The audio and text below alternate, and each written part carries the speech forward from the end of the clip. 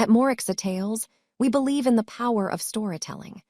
Our scripts weave together deep emotions and dramatic turns to deliver justice where it is most needed. Experience captivating mysteries where the truth eventually shines through, leaving a lasting impact on your heart and mind. At our anniversary party, my husband mocked me in front of hundreds of guests. Marrying her was the biggest charity project of my life. The kind of woman who survives only by living off someone else's wallet, mine. The entire room burst into laughter. Business partners and investors looked at me as if I were nothing but a joke. I didn't argue. I didn't cry. I quietly set my glass down and walked to the restroom. A few minutes later, I returned to the party, walked straight to the front and picked up the microphone. And within the next 10 minutes, his perfect life began collapsing. I really appreciate you stopping by. Let's build this community, drop a comment, and share where you're watching from. And if this story hits home, smash that like button and pass it on. One more thing, this narrative includes fictional elements crafted for entertainment and insight. Any resemblance to actual people or locations is purely by chance. But the lesson woven into this story, that's something I believe can serve you well. They say every woman has secrets. Mine is worth $5 billion. Tonight I'm standing in front of the mirror in our Lincoln Park condo adjusting a navy dress I bought at Target for $39. The price tag is long gone, but I remember it. I remember everything about this performance, the clearance rack, where I found it, the way I made sure Derek saw the receipt, the little sigh I let out when I said, "I hope it's nice enough for your party." He barely looked up from his phone. "It's fine, Cassie, no one's looking at you anyway." That's the thing about being invisible. People tell you the truth because they forget you're listening. I smoothed the fabric over my hips and examined the woman staring back at me.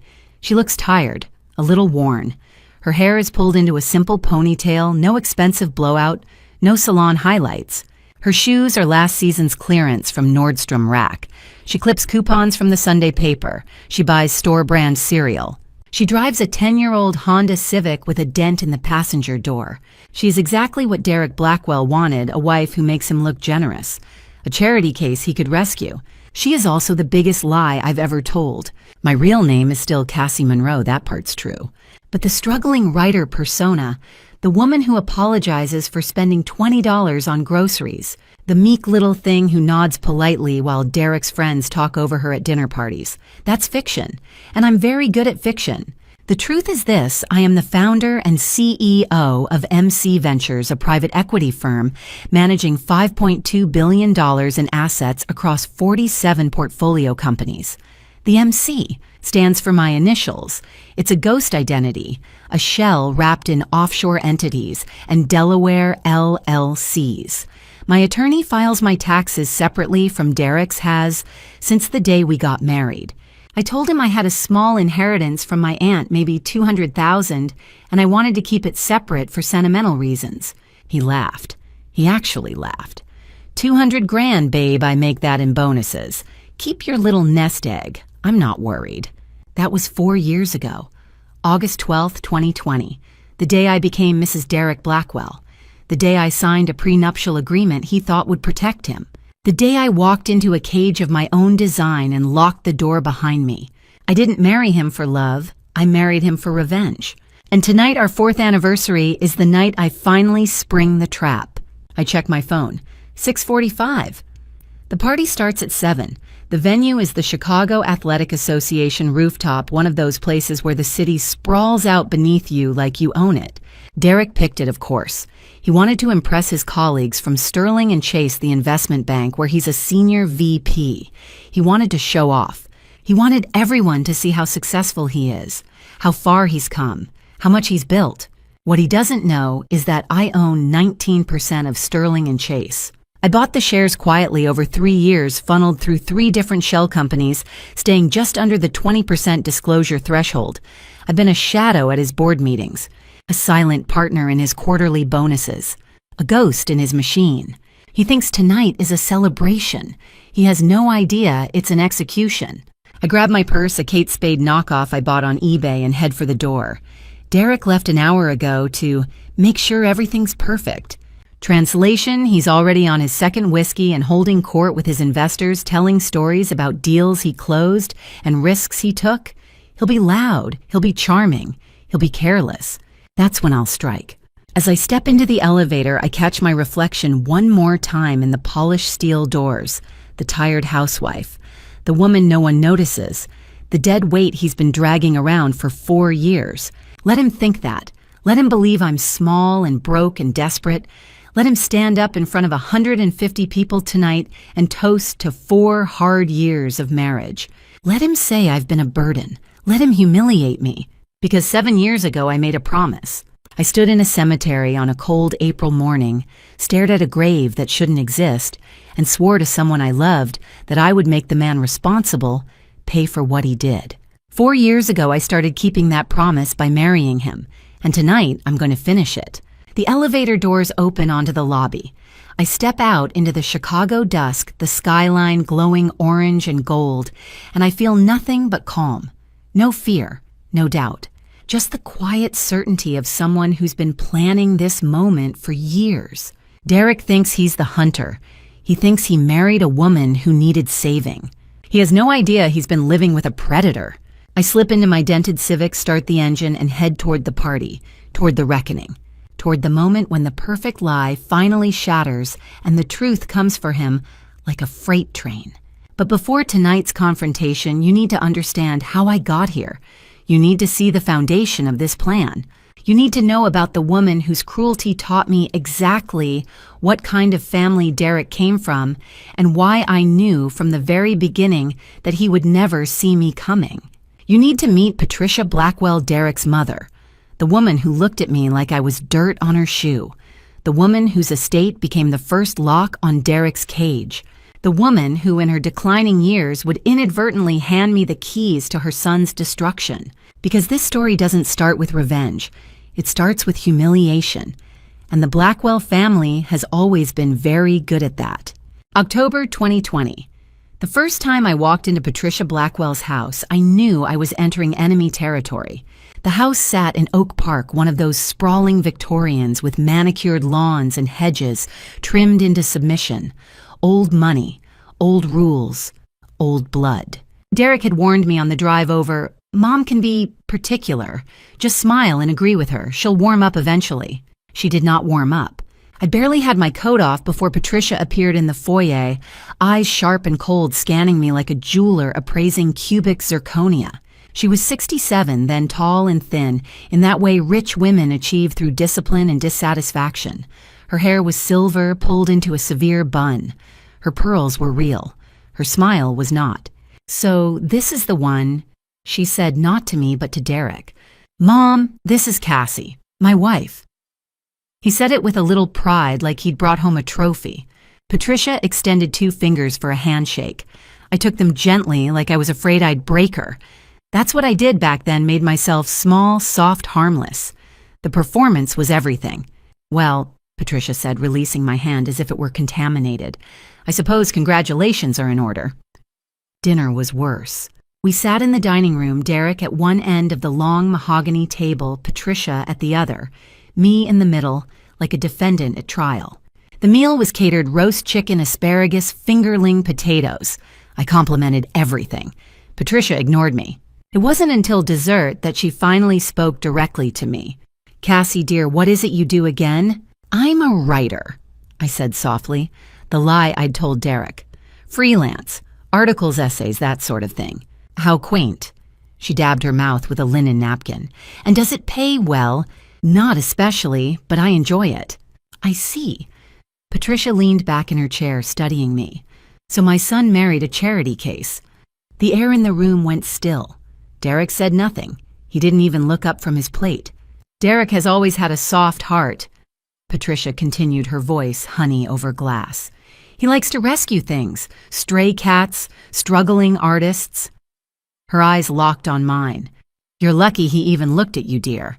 I forced a smile. I know, I'm very grateful. Good, you should be. She stood signaling the end of the meal. Now be a dear and help me clear the table.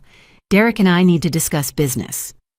And just like that, I was dismissed, sent to the kitchen like the help. I gathered the plates, scraped the uneaten food into the trash, loaded the dishwasher, while they talked about investments and portfolios in the other room. Derek's laughter drifted through the walls. He was at ease here in his element in his mother's kingdom. I stood at the sink, hands in soapy water, and felt nothing. No anger, no hurt, just the cold calculation of someone taking notes for later. Before I left that night, I noticed something. Patricia asked me the same question 3 times. "What did you say your name was again?" Each time Derek corrected her gently. Each time she looked confused, as if the information slid off her brain like water off glass. Early signs, memory lapses, repetition. I filed it away. 2 months earlier, before the wedding, Derek had insisted on a prenuptial agreement. We sat in his attorney's office, some slick partner at a downtown firm, and Derek explained with absolute confidence that the prenup would protect his assets from gold diggers. I signed without hesitation. But I added one condition. "I want us to file taxes separately," I said. Derek frowned. "Why, I have a small inheritance from my aunt." I explained, my voice apologetic. "About $200,000. It's in a trust, and the structure requires me to file separately to maintain the terms. It's a legal thing. I hope that's okay." Derek stared at me for a long moment. Then he laughed. Actually laughed. $200,000. He shook his head, grinning. "Cassie, I spend that on client dinners. Keep your little nest egg. I don't want you thinking I married you for money." The attorney drafted the amendment. Derek signed without reading. The prenup included a liquidated damages clause, $5 million in penalties if either party committed fraud or infidelity, plus a 100% division of marital assets in favor of the non-offending spouse. "Standard language," the attorney said. Derek waved it off. "Not like I'm planning to cheat or steal," he joked. I smiled and said nothing. He thought he was protecting himself. He thought the prenup was his shield, his insurance policy against a woman who might want his money. He had no idea I was building a cage. And the taxes. That was the keystone. Filing separately meant Derek would never see my returns, never see the $5 billion moving through offshore entities and Delaware LLCs, never see MC, Ventures, never see the empire I'd built while he was busy underestimating me. He looked at me and saw $200,000. Pocket change. A rounding error. I let him. As we drove home from Patricia's house that night, Derek reached over and patted my knee. "You did great, babe. Mom's tough, but she'll come around." I nodded, playing the role, the grateful wife, the charity case. But in my mind, I was already 3 moves ahead. Patricia's cruelty wasn't just cruelty, it was information. It told me exactly how this family operated, how they treated people they considered beneath them, how Derek had learned to laugh at humiliation instead of stopping it. It told me everything I needed to know. Over the next few weeks, I visited Patricia twice a week. I brought groceries, I helped with her garden. I sat in her living room and listened to her stories about her late husband, about the house she'd lived in for 40 years, about Derek as a boy. She never asked about my life. She never remembered my name, but she tolerated my presence because I was useful. Derek visited maybe twice a year, usually when he needed something. I kept notes. I documented every conversation. I watched Patricia forget where she'd put her keys, forget what day it was, forget what we'd talked about 10 minutes earlier. The signs were unmistakable. Early-stage Alzheimer's, most likely. But Derek never noticed. He was too busy building his career, chasing his next deal, spending money he didn't have on a lifestyle he couldn't afford. Patricia wasn't the only one with a carefully crafted image. Derek had his own mask, and the whole city loved him for it. December 2021. I watched my husband become a saint. Navy Pier in December is all twinkling lights and freezing wind off Lake Michigan. The Chicago Children's Foundation had rented out the Grand Ballroom for their annual gala, one of those black tie events where the city's wealthy gather to feel good about themselves. Silent auction tables lined the walls, offering vacations to Aspen and dinners with Chicago Bulls players. A string quartet played softly in the corner. Champagne flowed like tap water. And at the center of it, all under a spotlight on the stage, stood Derek. He wore a custom tuxedo Tom Ford perfectly tailored. His hair was slicked back, his smile easy and confident. He looked every inch the successful investment banker, the generous philanthropist, the man who had everything and wanted to give back. The foundation's director introduced him with glowing praise. Tonight, we're honored to have Derek Blackwell, founder of the Blackwell Scholars Fund, a visionary committed to changing lives through education. The applause was immediate and thunderous. Derek stepped to the microphone and the room fell silent. "Thank you." He began, his voice warm and humble. "I'm not used to being in the spotlight like this, but tonight isn't about me. It's about the kids." He paused, letting the weight of the words settle. The audience leaned in. "Every child deserves a chance." He continued. "I grew up with opportunities, good schools, supportive parents, access to resources. But I know that's not the reality for most kids in this city. Too many brilliant young people never get the chance to reach their potential because they can't afford college." He shook his head as if the injustice physically pained him. "That's why I've committed $12 million over the next 5 years to send 247 kids to college. Full rides, tuition room, board books, everything. Because education is the great equalizer. It's how we break cycles of poverty. It's how we build a better future." Standing ovation. People were on their feet clapping, some wiping tears. Donors lined up afterward, checkbooks open, eager to contribute. Local news cameras captured every moment. Derek shook hands, posed for photos, played the part of the humble hero. I stood backstage just out of frame, smiling for the cameras when they panned to me. The supportive wife, the woman who stood by her man, but inside I was doing math. $12 million raised. 247 kids promised scholarships. And I absolutely knew that not one of those kids would ever see a dime. I'd been watching Derek for over a year by then, watching how he operated, how he talked a good game in public and did something entirely different in private. The Blackwell Scholars Fund was registered as a 501c3 nonprofit, which meant it had to file a Form 990 with the IRS every year, public record available to anyone who knew where to look. I knew where to look.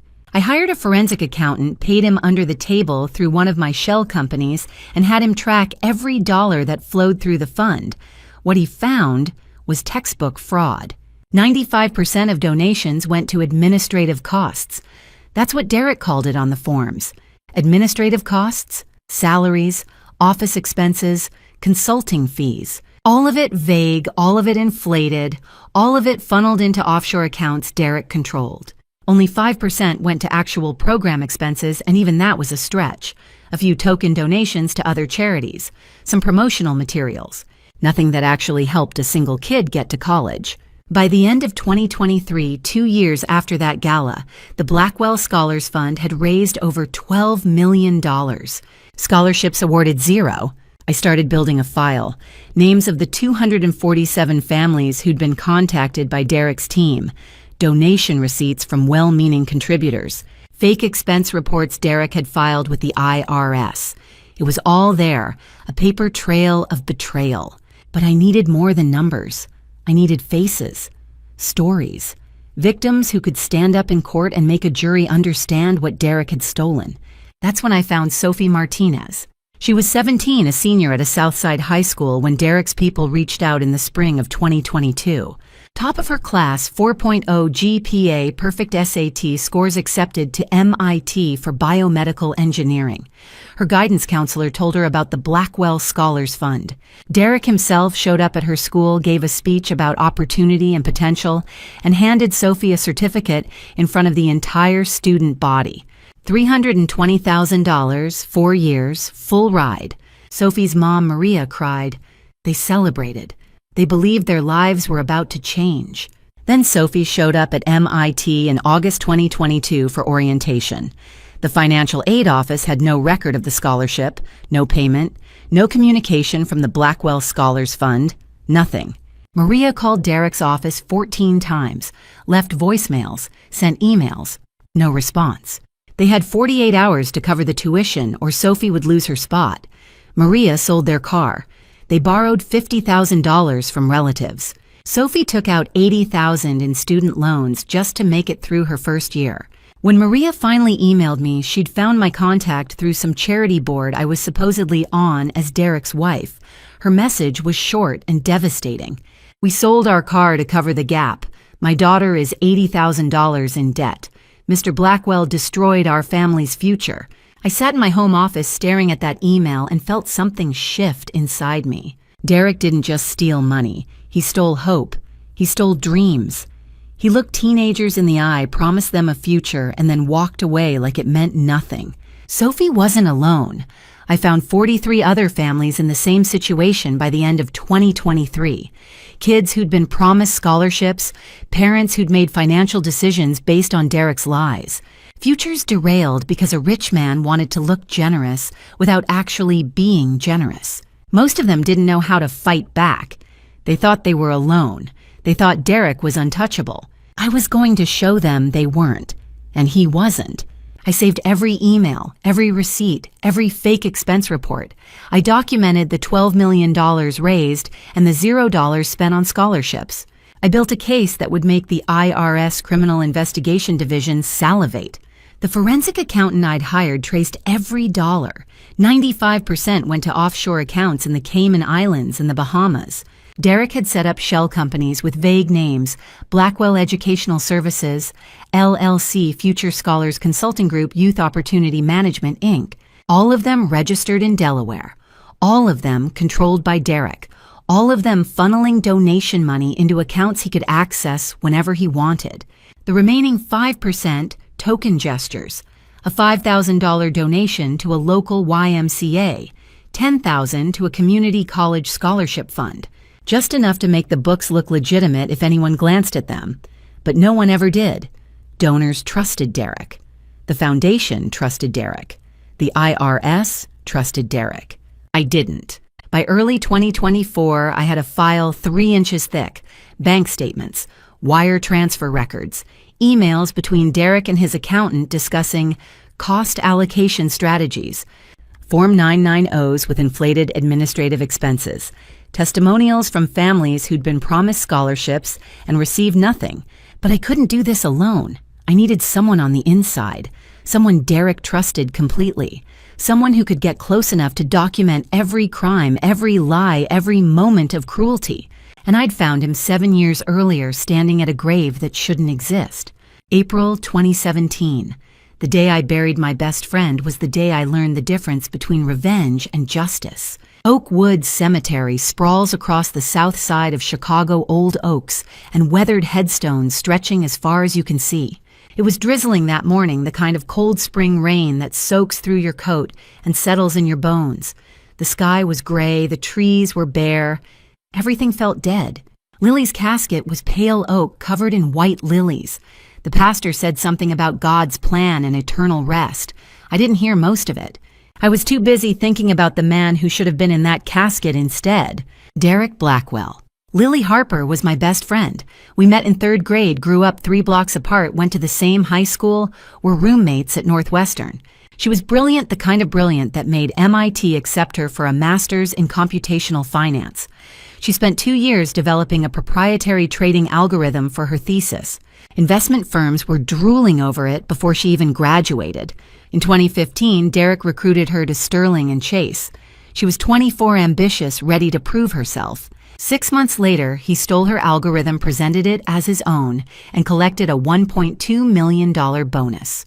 When Lily tried to fight back, he threatened to report her for insider trading, a crime she didn't commit, but couldn't afford to defend herself against.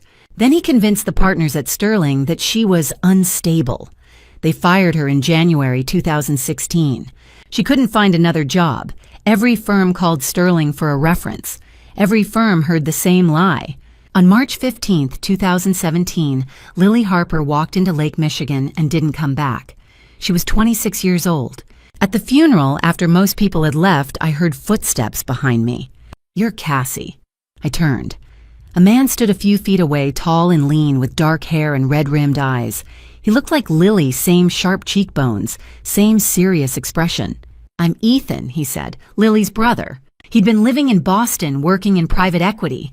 He hadn't been around when everything fell apart. "I know what happened," Ethan said quietly. Lily told me everything before she... He stopped. Derek Blackwell killed her, as surely as if he'd pushed her off a bridge. I know.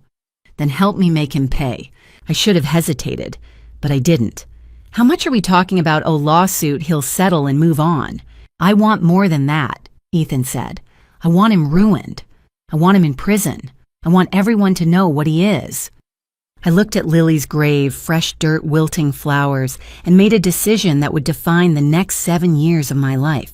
Then we can't just sue him for what he did to Lily, I said. We need to prove he's done this before, that he'll do it again.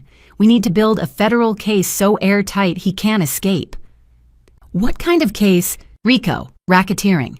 It's a federal statute designed to take down organized crime, but it works for corporate fraud, too. The key is proving a pattern of criminal activity over time. One crime isn't enough. We need to show he's been doing this for years to multiple victims. Ethan's jaw tightened. How long will that take? Years. Maybe 7. Maybe more. I met his eyes. The FBI will need time to build the case. We'll need to document every crime, every victim, every dollar he steals. And we'll need to let him keep committing crimes so we have enough evidence to trigger RICO penalties. You want me to watch him hurt more people and do nothing? I want you to document it, I said. I want you to get close enough that he trusts you. Close enough that he tells you everything. And when the time comes, we'll use that trust to destroy him. Ethan stared at the grave for a long moment. Then he held out his hand. 7 years. But when the day comes, I want to be there. We shook on it. Standing over Lily's grave in the rain with the dirt still fresh. That's where the plan began. Over the next hour, we mapped it out. Ethan would infiltrate Derek's world, become his friend, his confidant, his eyes and ears inside Sterling and Chase. I would build the financial trap from the outside, and we'd work with the FBI to gather evidence under federal surveillance warrants. But there was one piece missing. I need to marry him, I said. Ethan looked at me like I'd lost my mind. You need to what? Marry him. It's the only way this works. I ticked off the reasons on my fingers. 1, I need a legal excuse to file taxes separately so I can hide my assets. 2, I need a prenup with a fraud penalty clause that only triggers if he commits crimes during the marriage. 3, I need access to his home, his files, his mother's estate. 4, I need the FBI to have justification for long-term surveillance. A wife cooperating with a federal investigation. That's gold. How long? 4 years. Maybe more. The charity fraud alone will take 2 years to develop. He has to launch the fund, collect donations, and fail to deliver scholarships. That's a timeline we can't rush. Add in the embezzlement, the Klaus operation, the forensic accounting. It all takes time.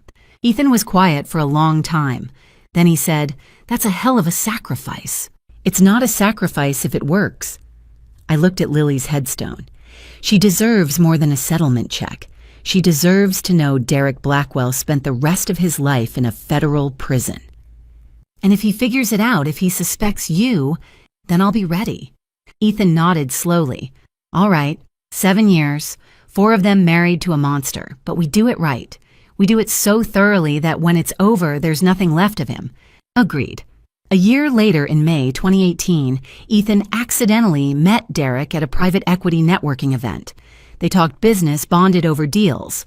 By 2019, they were inseparable. When I married Derek in August 2020, Ethan was his best man. Derek never knew Lily had a brother. She'd only worked at Sterling for 6 months, not long enough for him to learn about her family. And Ethan had been in Boston back then. By the time he moved to Chicago in 2018, Derek had already forgotten Lily existed. But we hadn't forgotten. And for 7 years, we built the cage around him 1 bar at a time.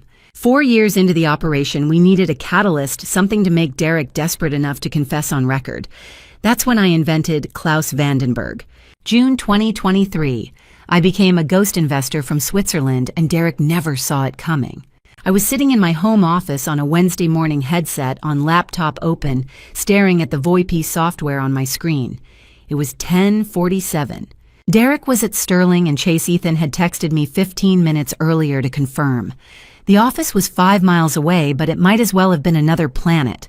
Derek had no idea that the woman he thought was home writing a blog post was about to become a Swiss billionaire named Klaus Vandenberg.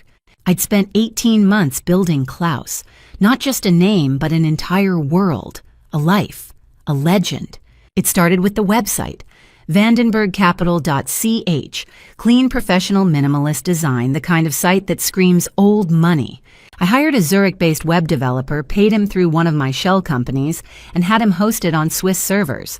The site featured a portfolio of select investments, all of them fabricated but plausible.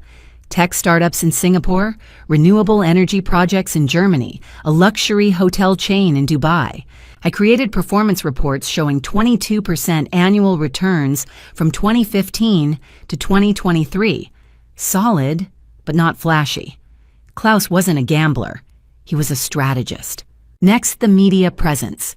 I paid for native advertising, what Forbes and Bloomberg call sponsored content, and planted 3 articles over the course of a year. Short profiles, nothing too detailed. Klaus Vandenberg, the private equity titan you've never heard of. How one Swiss investor made billions staying off the radar.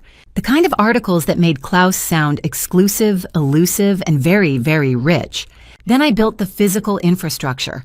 I rented a serviced office at Paradeplatz 8, right in the heart of Zurich's financial district. UBS and Credit Suisse had headquarters within a 5-minute walk. The office came with a receptionist, a woman named Anna, who worked for the building's management company and had no idea she was part of an elaborate con. If Derek's assistant called to verify Vandenberg Capital's address, Anna would answer, Vandenberg Capital AG, how may I direct your call? Antinte quantientit. I created a LinkedIn profile with 500 connections. I bought aged accounts people who'd been on LinkedIn for years and had them endorse Klaus for venture capital, private equity, and strategic investments.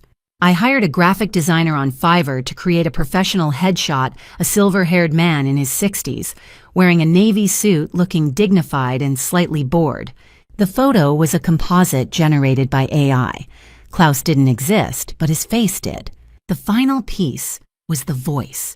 I hired a Swiss voice actor, a man in his 50s with a thick Zurich accent, and had him record 2 hours of sample phrases. Then I used AI voice synthesis software to create a deepfake voice model. The technology had come a long way by 2023. With a 2-second latency, I could type responses in real time, and the software would speak them in Klaus's voice. To Derek, it would sound like a live phone call. To me, it was a script. The whole operation cost me about $200,000. For most people, that's a fortune. For someone managing $5 billion, it was the best investment I ever made. On June 15th, I made the first call. I routed it through a VoIP server in New York one-party consent state, which meant I could legally record the conversation without Derek's knowledge. I pressed call and waited. 3 rings. Then Derek's voice, smooth and confident. Derek Blackwell. I typed into the text box. The AI spoke. Mr. Blackwell, this is Klaus Vandenberg calling from Zurich. I hope I'm not catching you at a bad time. There was a pause. I could almost hear Derek's brain working. Zurich. Vandenberg. Money. Not at all, Derek said. What can I do for you? I've been following your work at Sterling and Chase with great interest. I'm looking to deploy $50 million into a high-growth partner in the U.S. market. Your colleague, Ethan Harper, recommended you. Are you interested? Another pause. Longer this time. $50 million, Derek said carefully. That's significant. Can I ask how you heard about me? Ethan and I go back several years. We were on a panel together in Singapore. When I mentioned I was looking for a US-based partner, he suggested I speak with you. All lies, but Derek didn't know that. I appreciate the referral, Derek said. But I have to be honest, I don't typically take calls without a video conference or in-person meeting first. How do I know you're who you say you are? I've been waiting for this. Mr. Blackwell, I understand your caution, but you should know I value discretion above all else. My clients include sovereign wealth funds and family offices who demand absolute privacy. I don't do video conferences. I don't meet new partners until after the first $50 million is deployed. If that's not acceptable, I have a wait list of qualified investors. I'm offering you first position because Ethan spoke highly of you, But if you'd prefer to pass, I understand. The scarcity play, the exclusivity angle, the subtle threat that he might miss out. Let me talk to Ethan, Derek said. I'll get back to you. Of course. But Derek, this line is encrypted. Nobody else is listening. In our world, discretion is everything. I hung up. 20 minutes later, Ethan texted me, he's calling. Ready for phase 2. Derek met Ethan for lunch that day at a steakhouse in the Loop. Ethan played his part perfectly. He showed Derek a fabricated wire transfer receipt, a Photoshop document showing a $5 million transfer from Harper Family Trust to Vandenberg Capital AG. He told Derek he'd flown to Zurich the previous month, toured Klaus's office, met his team. He's legit, Ethan said. Manages $2 billion, keeps it quiet. That's why you haven't heard of him. Guy doesn't do press, doesn't do video, doesn't do anything that leaves a trail. But his track record speaks for itself. Derek bought it, hook, line, and sinker. 5 days later, Klaus called again. Derek, I need to move quickly. I'm prepared to wire $50 million to your fund by August, but I need assurances. Can you show me your personal portfolio performance? Derek hesitated. Then, because greed is a hell of a drug, he said, Klaus, I'll be honest with you. My official returns are solid, but I've been creative with some off-book opportunities. Client funds, high-yield private deals. The firm doesn't need to know. I typed nothing. Let the silence hang. I appreciate your candor, Klaus finally said. Discretion is key in our business. Derek had just confessed to embezzling client funds on a recorded line. 3 minutes of audio. Clear as day. I saved the file. Backed it up to 3 different encrypted servers. Sent a copy to the FBI contact I'd been working with for 2 years. But I didn't stop there. I needed more. I needed Derek to believe Klaus was real until the very end. I needed him desperate, reckless, and willing to do anything to close the deal. Over the next 6 months, Klaus became Derek's obsession. And with every call, Derek dug himself deeper. By December, Derek was drowning. I sat in my home office, headphones on, listening to the recording of Klaus's 15th call. It was late at night. Derek had called from his car, voice tight with desperation. Klaus, I need this deal to close. I've moved some funds around to show you I'm serious. $8 million. High-yield opportunities just like you asked for. But I need the $50 million wired by January or I'm exposed. Moved some funds around. That was Derek's speak for embezzled from 3 client accounts. I'd been running Klaus for 6 months by then, and every call had pulled Derek deeper into the trap. It was a masterclass in psychological manipulation, always dangling the carrot, always finding a reason to delay, always making Derek prove himself just a little bit more. The campaign had started in August, a month after the first call. Klaus had promised to wire $50 million within 30 days. Then came the excuses. Swiss banking regulations required additional compliance reviews. The Zurich office needed board approval for U.S. investments. Klaus's legal team was drafting the partnership agreement. Always a reason. Always just out of reach. Derek bought every excuse because he needed to. His gambling debts were piling up. I'd been tracking them through a private investigator for 2 years. By mid-2023, he owed over $2 million to offshore sports books and Las Vegas casinos. He was desperate for a big score, and Klaus was dangling a $100 million lifeline. In October, Klaus escalated. Derek, I need to see your preliminary financials, client portfolio breakdowns, performance metrics, asset allocations. I want to understand exactly where my capital will be deployed. Derek sent them. Real client data, names, account numbers, investment holdings, all of it confidential, all of it protected under federal law. The Gramm-Leach-Bliley Act makes it a federal crime for financial institutions to share customer information without consent. Derek had just handed me a smoking gun. I forwarded the files to the FBI within an hour. By December, Klaus had increased the stakes again. Derek, as I'm now considering $100 million. But I need you to prove your nerve. Show me you're willing to take risks. Show me you're not afraid to move aggressively when opportunity knocks. That's when Derek embezzled $8 million. He didn't steal it outright. He was smarter than that, or at least he thought he was. He created a fake private placement deal, told 3 of his wealthiest clients it was an exclusive opportunity with guaranteed 20% returns. and convinced them to wire $8 million into an investment vehicle he controlled, a shell company registered in Delaware with Derek as the sole signatory. Ethan photographed the spreadsheet. Derek had been keeping meticulous records dates, amounts, client names, account transfers. He thought he was being careful. He thought he'd cover his tracks once Klaus's money came through. He didn't realize Klaus would never send a dime. He didn't realize every wire transfer, every forged statement, every lie he told his clients was being documented by the FBI. Because I'd been working with the FBI for almost 3 years. It started in January 2021, 5 months after I married Derek. I'd walked into the Chicago field office on a cold Monday morning, asked to speak with someone in the Financial Crimes Division, and been introduced to Special Agent Sarah Reynolds. Reynolds was mid-40s, sharp-eyed, no-nonsense. She'd spent 15 years taking down white-collar criminals, Ponzi schemes, insider trading, corporate fraud. When I laid out Derek's charity fraud plan, his gambling debts, and Patricia's trust, she listened without interrupting. "How long have you been planning this?" she asked when I finished. 4 years, since the day my best friend killed herself because of him.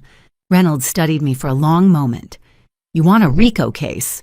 I want him in federal prison for 20 years. I want asset forfeiture. I want him to lose everything." "Then we need time. We need evidence of a pattern of criminal activity over multiple years. One crime isn't enough for RICO. We need to prove he's been doing this repeatedly, systematically." "I can give you 7 years, I said. She raised an eyebrow. "That's a hell of a commitment. He destroyed my best friend. He's going to destroy 247 families with his fake charity. And if I don't stop him, he'll destroy more. So yes, 7 years. Reynolds opened a case file that day. By March, she'd secured a Title III wiretap warrant from the U.S. District Court for the Northern District of Illinois. Under federal law, Title III allows law enforcement to intercept wire and oral communications if there's probable cause a crime is being committed. Ethan started wearing a wire in April 2021. Every conversation with Derek, every lunch, every golf outing, every late-night drink was recorded under federal authority. Derek's office phone at Sterling and Chase was monitored under the company's workplace surveillance policy, which he'd signed without reading in 2014. And every Klaus call I made was captured under the Title III warrant because Derek was the target of an ongoing federal investigation. Federal law supersedes state law. Illinois requires 2-party consent for recordings, but a federal wiretap warrant overrides that. Every word Derek said was admissible in court. By January 2024, I had 18 months of Klaus recordings, 3 years of Ethan's wire recordings, and documented evidence of charity fraud, embezzlement, unauthorized disclosure of client data, and securities fraud. I met Agent Reynolds at a cafe in the Loop on a gray January afternoon. I slid a USB drive across the table. 18 months of recordings, I said. Embezzlement, charity fraud, client data theft, everything you need for a RICO indictment. Reynolds picked up the drive. RICO requires a pattern of racketeering activity. You've documented 7 years. That's more than enough. When do you arrest him? When do you want us to... I didn't hesitate. August 12th, 2024, my 4th wedding anniversary. He's throwing a party, 150 people, rooftop venue, all his investors and board members. I want him to feel safe first. I want him surrounded by everyone he's tried to impress. And then I want it all to come crashing down. Reynolds was quiet for a moment. Then she nodded. If we arrest him at the party in front of his board, his investors, his colleagues, he'll have nowhere to hide. No lawyer can spin that. And the Sterling partners will cooperate to save their own skins. The optics work in our favor. So you'll wait. We'll wait, not because you're in charge, but because the plan makes tactical sense. She leaned forward. But understand this, once we move, it's over. He'll be arraigned within 24 hours. Federal charges, no bail. Are you ready for that? I've been ready for 7 years. The FBI agreed to wait. They'd arrest Derek the day after the party, giving me 24 hours to execute the final phase. But before that could happen, I needed to secure Patricia's estate, because Derek was about to lose everything. And when a desperate man loses his money, his reputation, and his freedom, he goes after whatever's left, In Derek's case, that meant his mother's $4.2 million estate. Patricia was the key. If Derek lost his fortune, he'd liquidate her assets to stay afloat. He'd sell her house, drain her accounts, cash out her late husband's pension. And Patricia, whose memory was slipping, whose trust in her son was absolute, would never see it coming. I couldn't let that happen. So in August 2020, just weeks after I married Derek, I made a move he never saw coming. August 2020. 6 days after I became Derek's wife, I started dismantling his future. I sat in the waiting room at Northwestern Memorial Hospital watching Patricia Blackwell forget she'd asked me the same question 3 times in 10 minutes. "Why are we here again, dear?" "Your doctor's appointment, Patricia, the neurologist." "Oh, right." She nodded, smoothed her skirt, looked out the window. 2 minutes passed. "Why are we here?" I'd been expecting this. I'd been visiting Patricia twice a week since Derek and I started dating in the fall of 2019. Groceries, garden work, listening to her stories about her late husband, about Derek as a boy, about the house in Oak Park she'd lived in for 40 years. Derek visited maybe twice a year, usually when he needed something. By the summer of 2020, Patricia was forgetting names, repeating questions, losing track of time. I suggested she see a specialist. She agreed not because Derek asked, but because I did. Dr. Harold Winters was in his early 60s, silver-haired and methodical. He led Patricia into his office while I waited outside. 40 minutes later, he called me in. Patricia sat in the chair across from his desk, hands folded, looking small and confused. "Mrs. Blackwell." Dr. Winters said gently, "I've completed a cognitive assessment. Your score on the mini mental state examination was 27 out of 30. That indicates mild cognitive impairment. Combined with the symptoms you've described, memory loss, difficulty with daily tasks, confusion about time and place, I'm diagnosing you with early-stage Alzheimer's disease." Patricia's face went blank. She didn't cry, she just stared at him. "What does that mean?" she asked quietly. "It means your condition will progress. There's no cure, but there are medications that can slow the decline. More importantly now is the time to make legal arrangements, powers of attorney, healthcare directives, estate planning. You still have legal capacity to make those decisions, but that window won't stay open forever." Patricia looked at me. "Cassie, I don't understand. What do I need to do?" "We'll figure it out together," I said. After the appointment, I drove Patricia back to Oak Park. She was quiet most of the way, staring out the window. When we pulled into her driveway, she didn't get out right away. "Cassie," she said, voice small, "I need to tell you something." "What is it?" "Derek's been asking me to co-sign loans. He says it's for business, but I've seen the credit card bills, the casino receipts. He's gambling, isn't he?" I didn't lie. "Yes. His father left me everything when he died. The house, the pension, the savings. I don't want Derek to lose it all." She turned to me, eyes wet. "I don't trust my own son with money. Does that make me a terrible mother?" "No," I said. "It makes you smart." "Will you help me? I don't know what to do." "I know an attorney who specializes in estate protection. We can set up a trust to make sure your assets are safe no matter what happens. Would you like me to arrange a meeting?" Patricia nodded, relieved. "I'd trust you with my life before I'd trust Derek with $1. I've been building this relationship for over a year. Groceries, garden work, listening. Derek thought I was being a dutiful daughter-in-law. He had no idea I was laying the groundwork to cut off his last escape route. 4 days later, on August 22nd, Patricia and I sat in the offices of Campbell and Associates, a small estate planning firm in downtown Chicago. Margaret Campbell was 58, sharp-eyed professional. She'd been practicing estate law for 30 years, and she represented Patricia, not me. Dr. Winters was there too at my request. Margaret had asked him to provide a medical certification confirming Patricia's capacity during what he called a lucid interval, a period of clarity common in early-stage Alzheimer's patients. Margaret walked Patricia through the documents slowly, patiently. "Mrs. Blackwell, I'm going to explain what we're signing today. This is an irrevocable trust. That means once you sign it, you cannot change or cancel it. The trust will hold your house, your investments, and your late husband's pension, approximately $4.2 million. Cassie Monroe will serve as trustee, which means she'll manage these assets for your benefit. Do you understand?" "Yes," Patricia said clearly. Why do you want to set up this trust? Because my son has a gambling problem. I'm afraid if I leave everything to him, he'll lose it. I want to make sure I'm taken care of, and I want someone I trust to manage my money.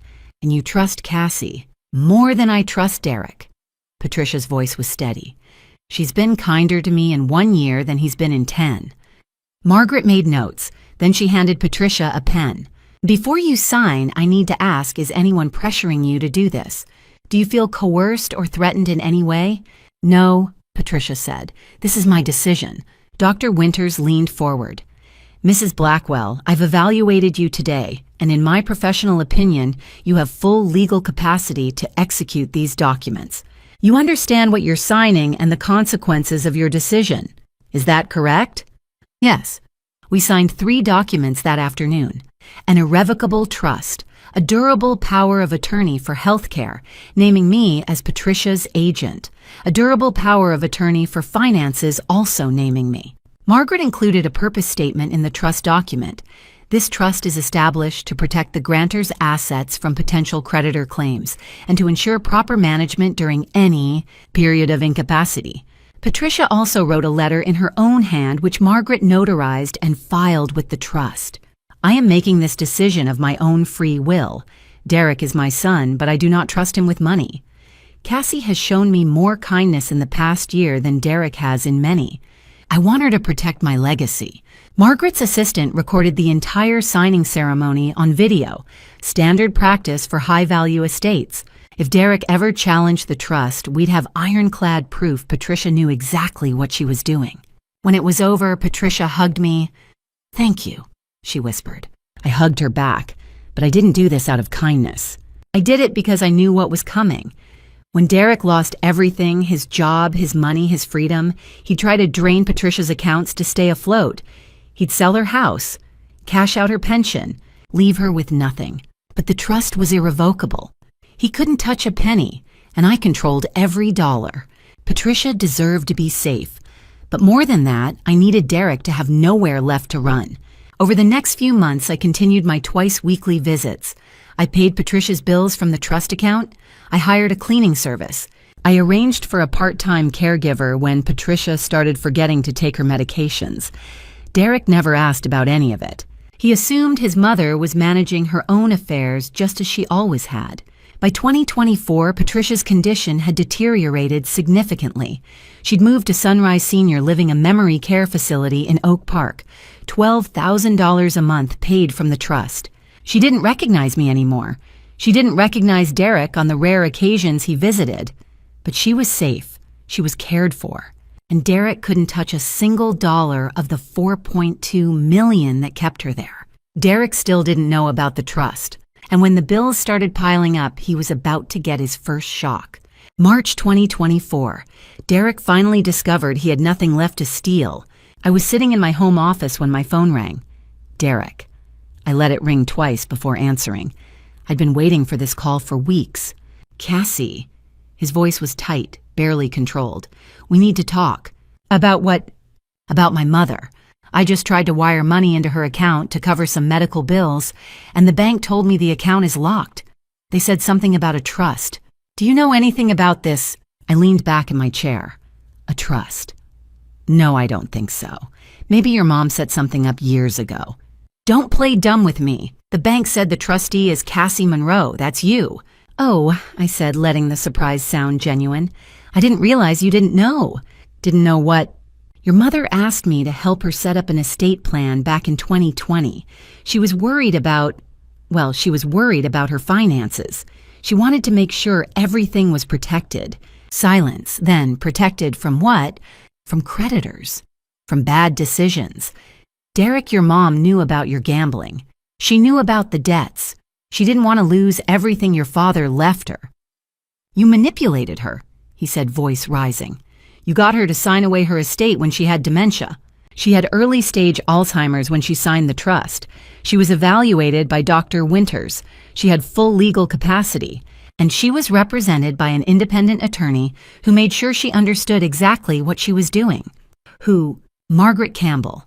You can call her yourself. I'm sure she'll be happy to explain how ironclad that trust is. He hung up. I knew what came next. Derek would call Margaret demand answers, threaten to sue. And Margaret would shut him down with the kind of calm professionalism that comes from 30 years of practice. I was right. 2 hours later, Derek called again. This time he was shouting, "You conniving bitch. You got my mother to sign over $4 million. You're a gold digger just like I always knew. Your mother asked me to help her," I said, keeping my voice steady. "She trusted me to protect her assets. If you have a problem with that, take it up with a judge." "I will. I'll take you to court. I'll prove you manipulated her." "Good luck with that. Margaret has video of the signing. Dr. Winters certified your mother's capacity. And I have 4 years of receipts showing I've been paying every one of your mother's bills while you've been... Where exactly? You visited her twice in 4 years, Derek." "Twice. I've been paying $12,000 a month for her memory care at Sunrise. Where have you been? That's not... Where were you when she forgot my name? When she stopped recognizing her own house? When she needed 24-hour care because she couldn't remember how to use a phone? I've been working, providing for... You've been gambling and losing and stealing from your clients to cover your debts. Don't pretend this is about your mother. This is about you realizing you can't use her money to save yourself." He hung up again. 3 days later, he showed up at the house. It was late afternoon and I was in the kitchen when I heard the front door slam. Derek stormed in, face red, hands shaking. "You think you're so smart," he said. "You think you've won. I think your mother is safe. That's all I ever wanted. Bullshit. You wanted control. You wanted to make sure I had nothing. You had everything, Derek. A career, a reputation, your mother's love. You destroyed all of it yourself." He picked up a glass from the counter and hurled it at the wall, its shattered shards scattering across the floor. I didn't flinch. I'd been preparing for this moment for 7 years. I knew Derek.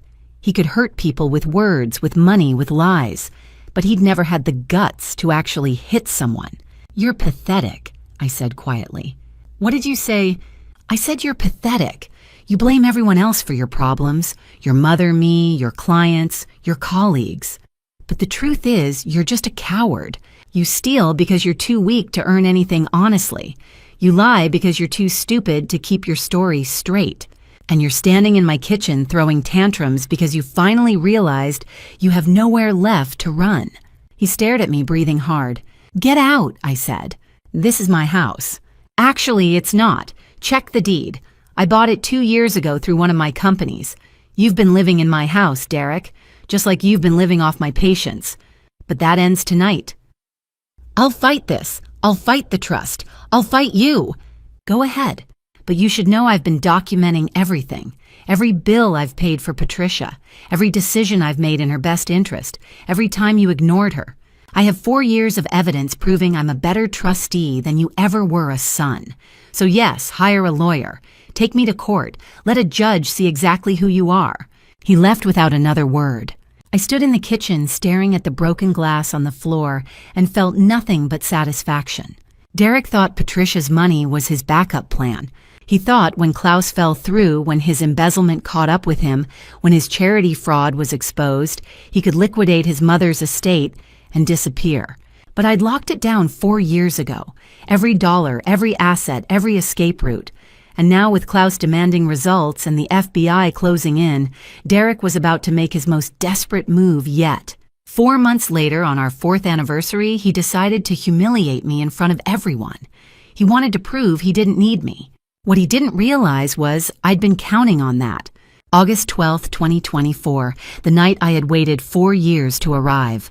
Cindy's rooftop glittered like a jewelry box. String lights woven through steel beams cast a warm amber glow over white linen tables, and the Chicago skyline stretched out behind us, a backdrop of glass and ambition. 150 guests mingled beneath the open sky champagne flutes, catching the last light of sunset. Millennium Park sprawled below the bean, reflecting the city back at itself. Derek had chosen this venue. The Chicago Athletic Association rooftop was one of the most exclusive event spaces in the city, and he wanted everyone to know he could afford it. He'd spent $6,000 on a custom Tom Ford tuxedo. I'd spent $39.99 on a navy dress from Target. No one noticed the difference. I stood near the railing watching him work the crowd. CFOs from competing firms, senior partners from Sterling and Chase, investors, charity donors who still believed in the Blackwell Scholarship Fund. He moved between them with practiced ease, shaking hands, laughing too loud, refilling his glass too often. By 7:30, he'd finished 4 whiskeys. I counted. He always drank when he was stressed, and tonight Derek Blackwell was drowning. Ethan stood across the terrace nursing a club soda and nodding along to a conversation about market trends. His eyes flicked to mine, once brief, deliberate, and I gave the smallest nod. James Caldwell, CEO of Sterling and Chase, stood near the bar surrounded by 12 board members. I'd sent each of them a private message 2 weeks ago, brief meeting after the party. Financial matter regarding Derek Blackwell. Attendance requested. They thought it was routine. They had no idea they were about to witness an execution. At 7:45, Derek stepped up to the small stage near the center of the rooftop. Someone handed him a microphone. The crowd quieted, faces turning toward him with polite curiosity. He swayed slightly, gripping the mic stand for balance. "Thank you all for coming tonight." He began, his voice too loud, the edges slurred. "4 years ago, I made a decision. Some of you thought it was impulsive." Scattered laughter. "But I knew what I was doing. I married a woman who needed me." My stomach tightened, but I kept my face neutral. This was the moment I'd been waiting for. Not because I wanted to hear him humiliate me in front of 150 people, but because I needed him to. Cassie's a good person. Derek continued gesturing vaguely in my direction. Kind, patient. But let's be honest, she's never been ambitious. She writes books no one reads. She clips coupons. She shops at Target. He paused, letting the judgment sink in. I've given her everything. A home, a life, a name that means something in this city. And you know what? She's never once said thank you. A few people shifted uncomfortably.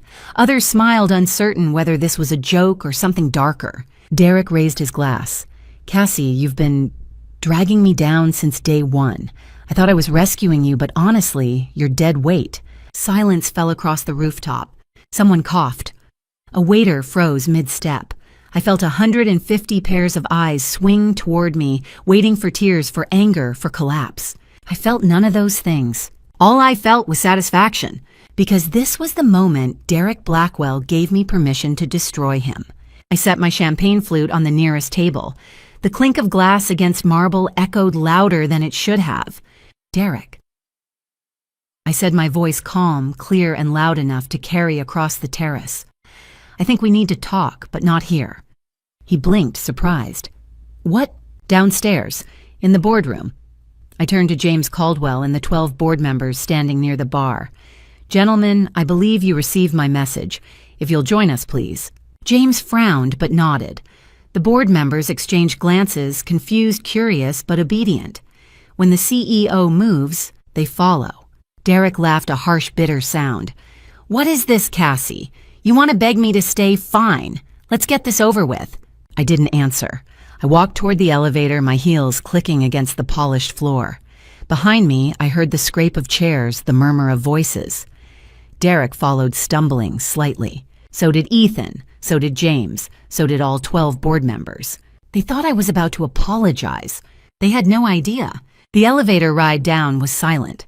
Derek stood beside me, arms crossed, jaw tight. He didn't ask what I wanted. He didn't need to. He was angry, humiliated, and drunk enough to think he could still intimidate me. He was wrong. The boardroom was on the 3rd floor, a long, windowless space with a mahogany table, leather chairs, and a projection screen at the far end. I'd reserved it 3 weeks ago. The hotel staff had set it up exactly as I'd requested: folders at each seat, a laptop connected to the projector, a pitcher of water on the table. I stepped inside and held the door open. One by one, they filed in. Derek, Ethan, James. 12 board members in tailored suits, their expressions ranging from confusion to concern. Derek slumped into the chair at the head of the table. "What the hell is this, Cassie?" I closed the door. Then I locked it. The click echoed through the room. "This," I said quietly, "is the end." Derek laughed. "The end of what?" "Of you." I walked to the front of the room and opened the laptop. The projection screen flickered to life, and Derek's face appeared frozen mid-sentence in a video call, lips moving, voice muted. Below the image, a timestamp, June 15th, 2023. Below that, a caption, Klaus Vandenberg, first contact. Derek's expression shifted. Confusion, recognition, panic. James Caldwell leaned forward. "What is this?" I pressed play. The boardroom was ready. The evidence was lined up. And for the first time in 4 years, I was about to stop pretending. "All right, before I walk into that room and tear down every lie Derek ever told, I need to know you're still with me. Drop the word justice in the comments below. Quick heads up, parts of this story are fictionalized to illustrate a deeper truth. If you're not into that, feel free to click away now. But if you want to see karma, hit hard stick around." The boardroom felt smaller than it was. 15 people sat around a mahogany table that could have seated 20, but the silence made the walls press inward. Leather chairs, dim recessed lighting. A projection screen at the far end, blank and waiting. Derek slumped at the head of the table, arms crossed, jaw tight. Ethan sat 2 chairs down his face, unreadable. James Caldwell occupied the seat to my right, leaning forward with his hands folded. The 11 board members of Sterling and Chase filled the remaining chairs, CFOs, senior partners men in tailored suits who'd spent the last hour drinking champagne and congratulating my husband. Now they looked confused, concerned, but not yet alarmed. I stood at the front of the room, laptop open, remote control in hand. Derek broke the silence first. "Cassie, what the hell is this? If you want to embarrass me..." I cut him off. "Sit down, Derek." He blinked, startled by the sharpness in my voice. Then he sat. I took a breath and turned to face the room. "Gentlemen, thank you for joining us tonight. I know this is unusual, but I have information that directly impacts Sterling and Chase's fiduciary responsibility to its clients. What I'm about to show you is evidence of systematic fraud, embezzlement, and illegal activity conducted by Derek Blackwell over the past 7 years." Derek laughed, a brittle, hollow sound. "Cassie, what are you talking about? You don't know anything about my business." I clicked the remote. The projection screen flickered to life. MC Ventures, LLC, Portfolio Overview. Assets under management, $5.2 billion. Portfolio companies, 47 sectors. Fintech, biotech. SaaS clean energy average. Annual return, 28%. Founder and CEO Cassie Monroe. The room went silent. Derek stared at the screen, his mouth opening and closing like a fish pulled from water. That's impossible. You're a writer. You don't have money. I've been a billionaire longer than I've known you, Derek. My voice was calm, steady. MC Ventures, my initials. I built it from nothing over 15 years. I started with a single angel investment when I was 23, a fintech startup that went public and netted me $42 million. I rolled that into venture capital, built a portfolio, and never stopped. And for the past 4 years, I've been watching you, documenting you, waiting for this moment. James Caldwell leaned forward, his expression shifting from confusion to sharp focus. "Mrs. Blackwell, are you saying you have evidence of wrongdoing?" "I have 3 years of FBI recordings, 7 years of financial records and testimony from 247 victims of Derek's charity fraud. I've been working with the FBI since January 2021. They have everything, the recorded calls, the offshore transfers, the falsified expense reports. It's over Derek." Derek stood abruptly, his chair scraping against the floor. "This is insane, Ethan. Tell them. Tell them she's lying." Ethan rose slowly, his gaze locked on Derek. His voice was quiet, cold. "I can't do that, Derek, because everything she said is true, and I've been helping her document it for the past 7 years." Derek staggered backward. "What, Ethan, you're my best friend?" "No." Ethan's voice cut through the room like a blade. "I was never your friend. I'm Lily Harper's brother. Remember her. The analyst you stole the algorithm from back in 2015. The woman you destroyed, she was my sister, Derek. And she killed herself because of you." The color drained from Derek's face. "I met you at that private capital event in May 2018, Ethan continued. "You didn't recognize my last name because Lily and I had different fathers. You thought I was just another investor looking for connections. You invited me to dinners, golf, your wedding. You trusted me. And I spent 7 years recording every word you said, every crime you committed, every lie you told. Derek's hands trembled. You set me up. No, Ethan said quietly. You set yourself up. I just made sure there was a record. I clicked the remote again. A video appeared on the screen. Derek's face, frozen mid-sentence. His lips moving, his expression eager. Below the image, June 15th, 2023. Klaus Vandenberg. First contact. I pressed play. Klaus's voice filled the room, smooth, German accented, artificially generated. Mr. Blackwell, I've been following your work for some time. I'm interested in discussing a private placement opportunity. $50 million. Are you available to talk? Derek's voice followed, unguarded and hungry. 50 million, absolutely. What do you need from me? I paused the video and turned to James Caldwell. Klaus Vandenberg doesn't exist. I created him. I built a website, planted articles in the Financial Times, and Bloomberg rented a serviced office in Zurich and used AI voice synthesis to make Derek believe he was talking to a real investor. It took 18 months and $200,000, and Derek never once verified his identity. James's expression hardened. What did he tell this? Klaus? I clicked forward through the recordings. Derek's voice played in fragments stitched together like a confession. I moved $8 million from 3 client accounts into a private placement vehicle. The charity fund, it's a shell.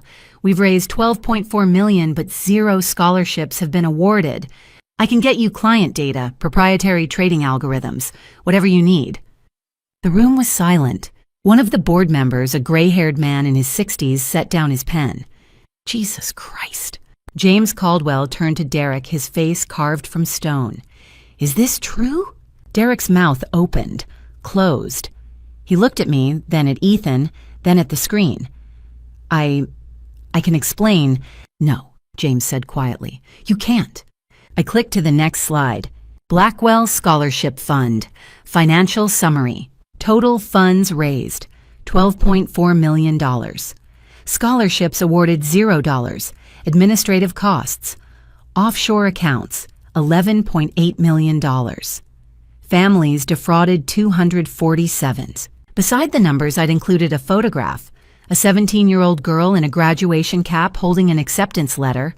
Below it, a caption, Sophie Martinez, MIT class of 2027, promised $320,000, received $0. Sophie's mother sold the family car and borrowed $80,000 in loans because Derek promised a full scholarship. I said quietly, she's one of 247 families who trusted him, who believed in him, who are now buried in debt because he stole their hope. Derek sank into his chair, his face ashen. I looked around the room at James, at the 11 board members, at Ethan. I didn't do this for revenge. I did it because Lily Harper deserved justice, because Sophie Martinez and 246 other families deserved justice, and because Derek Blackwell needed to be stopped. I clicked the remote one last time. The screen went black. Then I turned to Derek and said the words I'd been waiting 4 years to say. I clicked to the next slide. It was time to show them everything. I clicked to the next slide. MC Ventures. Corporate structure. The screen filled with a diagram, a sprawling network of entities, connected by dotted lines. 47 portfolio companies, Delaware LLCs, Nevada trusts, offshore entities in the Cayman Islands and British Virgin Islands, each one flagged with a small notation, FBAR compliant. IRS Form 8938 filed. James Caldwell leaned forward, his eyes scanning the diagram. How long have you been building this?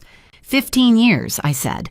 I started with a single angel investment when I was 23, a fintech startup that went public in 2012. I made $42 million. I rolled it into venture capital and never stopped. By the time I met Derek, I was managing $3.8 billion. Today it's $5.2. One of the board members, a silver-haired man named Richard Hayes, set down his pen. And he never knew, he never asked. I turned to Derek, who sat frozen in his chair, his face ashen. When we got married in August 2020, I insisted we file taxes separately. I told you I had a small inheritance from my aunt, about $200,000. You laughed. You said it wasn't even worth your time. That was the first lie you believed. Derek's mouth opened, but no sound came out. I clicked the remote again. Derek Blackwell, Debt Portfolio, acquired by MC Ventures, 2021 to 2024. Gambling debt, $2 million. Vegas casinos offshore.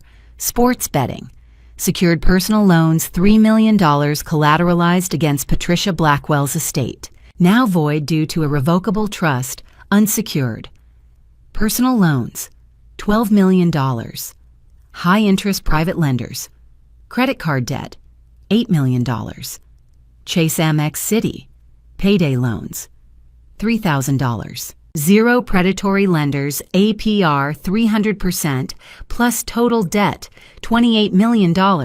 Purchased by MC Ventures at 40 cents per dollar. Total acquisition cost, $11,200,000. The room went silent. For the past 3 years, I said, my voice calm and steady, I've been quietly buying up every dollar of debt Derek accumulated.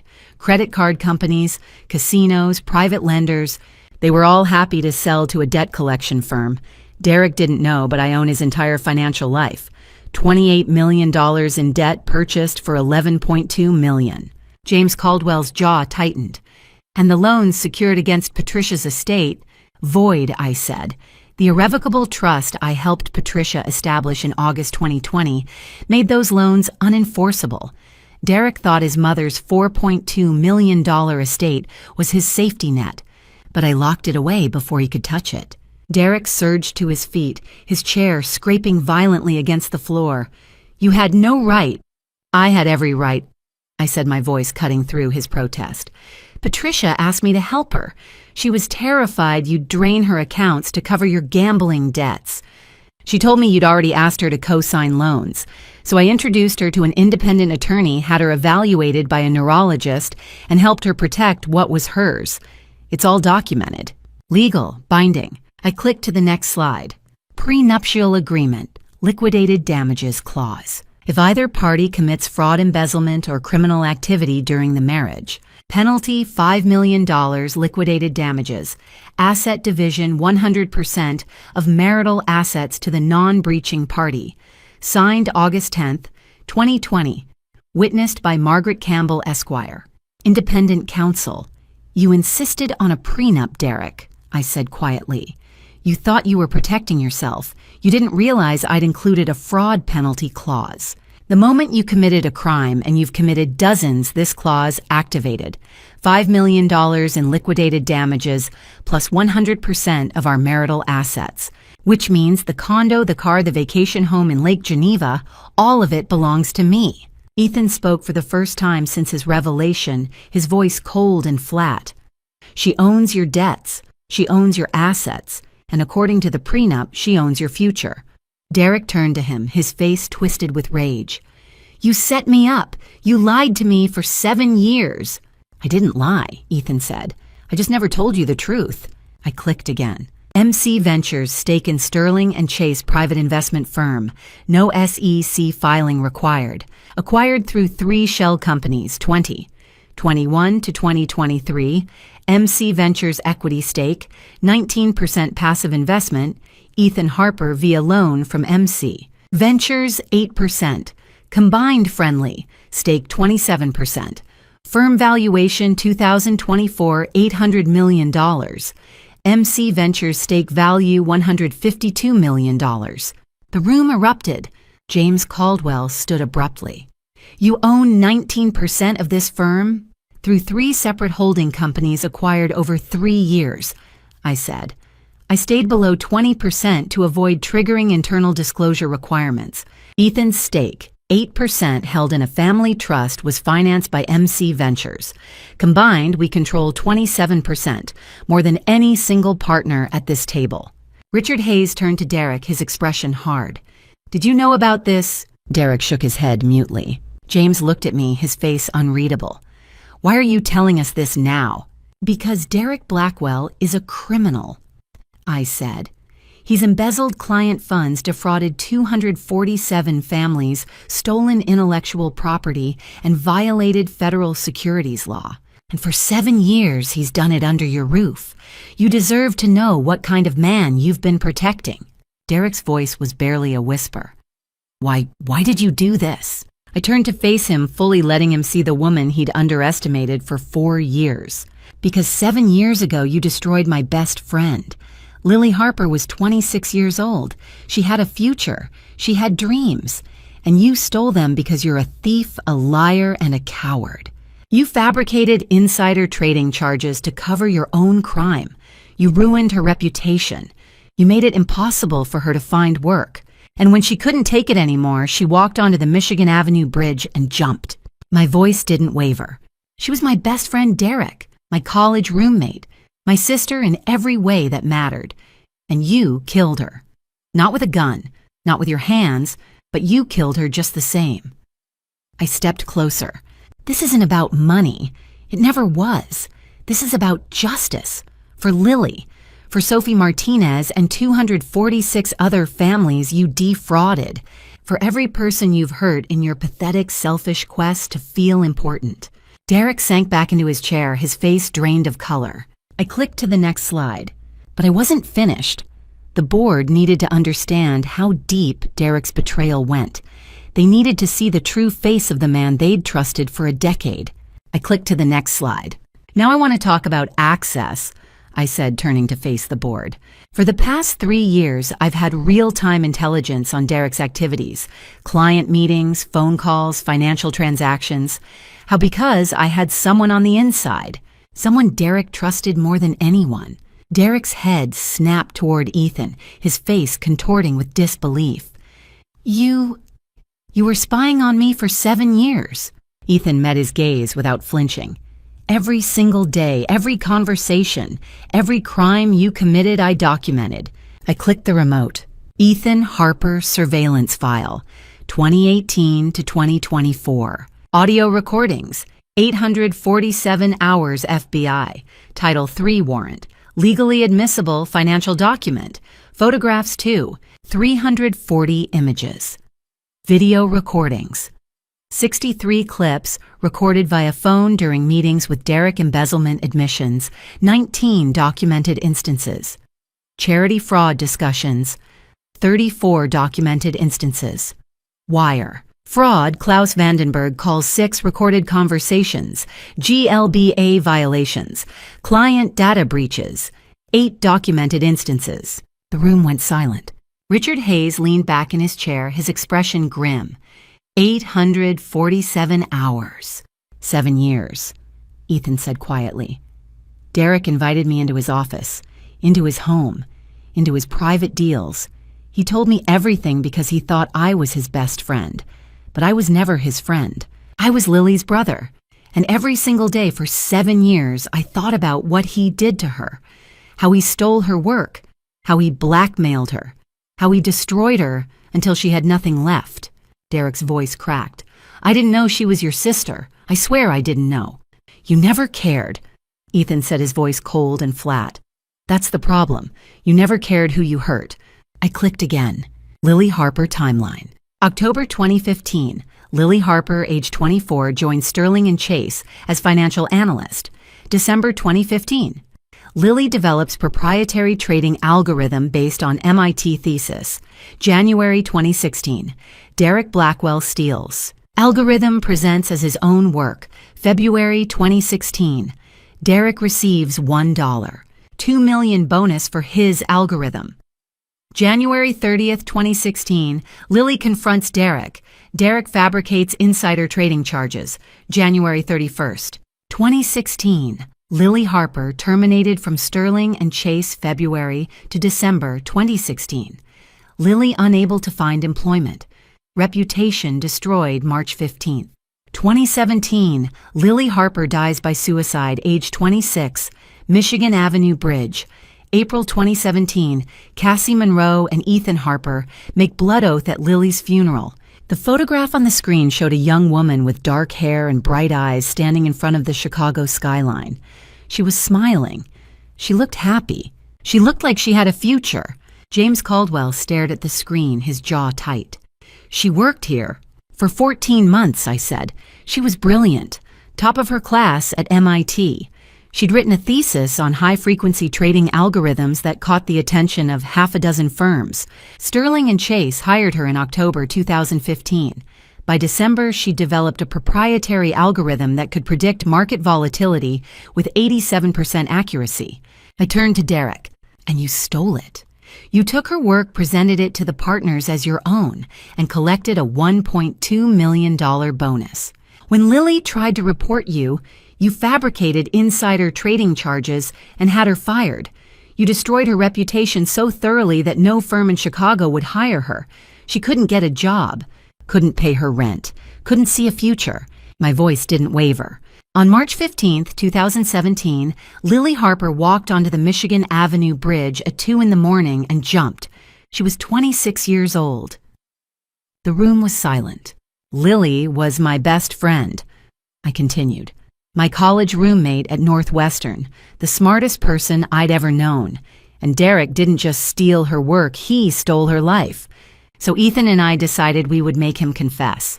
We would document every crime.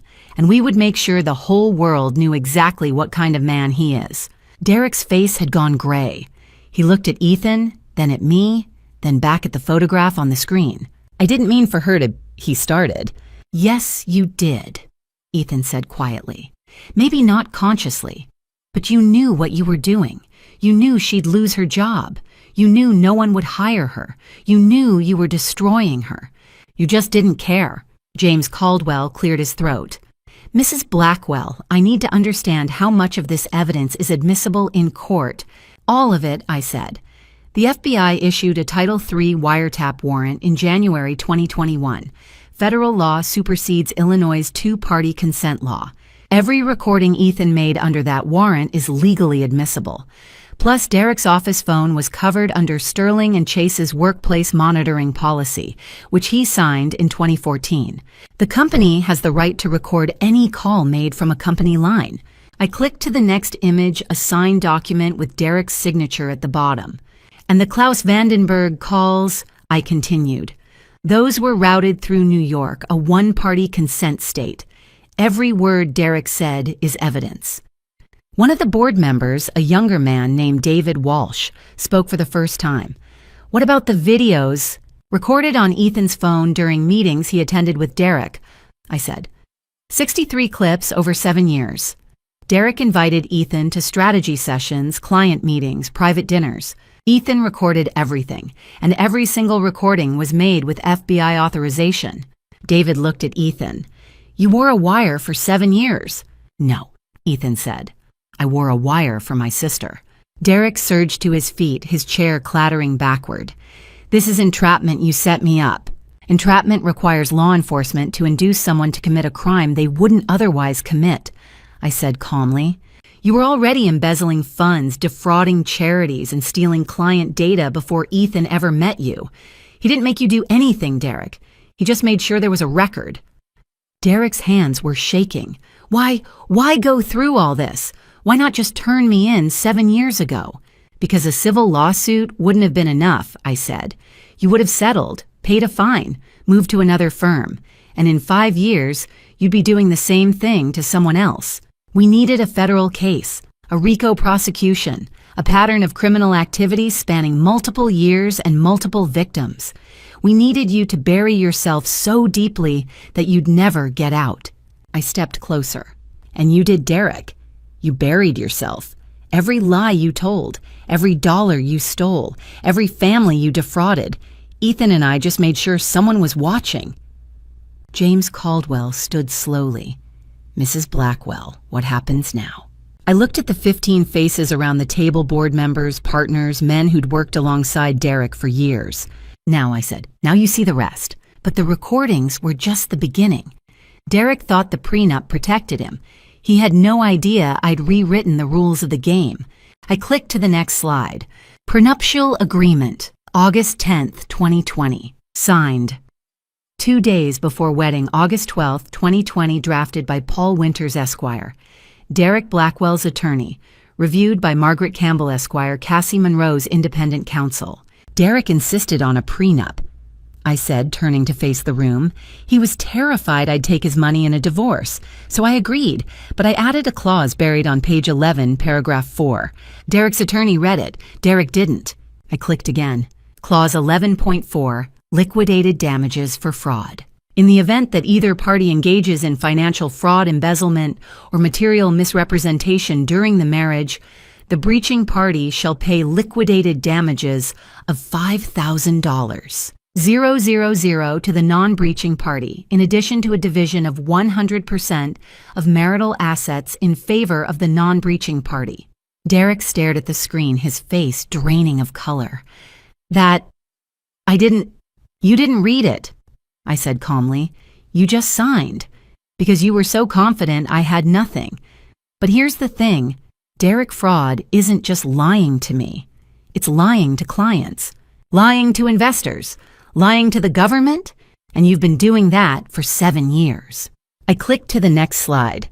Prenup enforcement calculation. Liquidated damages, $5 million. Marital assets subject to division. Derek's equity stake in Sterling and Chase, $3,200,000. Blackwell Scholarship Fund, recoverable balance, $1,100,000. Joint home equity, $800,000. Joint accounts, $200,000. Total marital assets, $5,300,000. 100% to Cassie Monroe. Total prenup payout, $10,300,000. One of the board members, Richard Hayes, leaned forward, his eyes scanning the numbers. $3.2 million in equity. Derek owns 0.4% of Sterling and Chase, I said. At an $800 million valuation, that's $3.2 million. As of tonight, that equity belongs to me, along with the remaining balance in the Blackwell Scholarship Fund, $1.1 million that Derek hasn't stolen yet, and our joint home in Lincoln Park. Derek's voice was barely audible. You can't do this. I said, and I am. But wait, there's more. I clicked again. Debt acquisition summary. MC Ventures purchased $28 million of Derek's debt for $11,200,000 and 40 cents per dollar. As creditor, MC Ventures can now demand immediate repayment or seize collateral. Derek's remaining assets: salary at Sterling and Chase, garnished wage, garnishment order, personal vehicle 2022, Porsche 911, seized Patricia Blackwell's estate $4. $2 million inaccessible irrevocable trust, net worth after prenup enforcement plus debt collection minus $17,700,000. You thought you were rich, Derek, I said quietly, but you've been bankrupt for 3 years. You just didn't know it. I own your debts. I own your assets. And after tonight, I own your future. Derek collapsed back into his chair, his hands trembling. This can't be happening. James Caldwell set down his pen and turned to me. Mrs. Blackwell, I assume you're presenting this to us because you want Sterling and Chase to take action.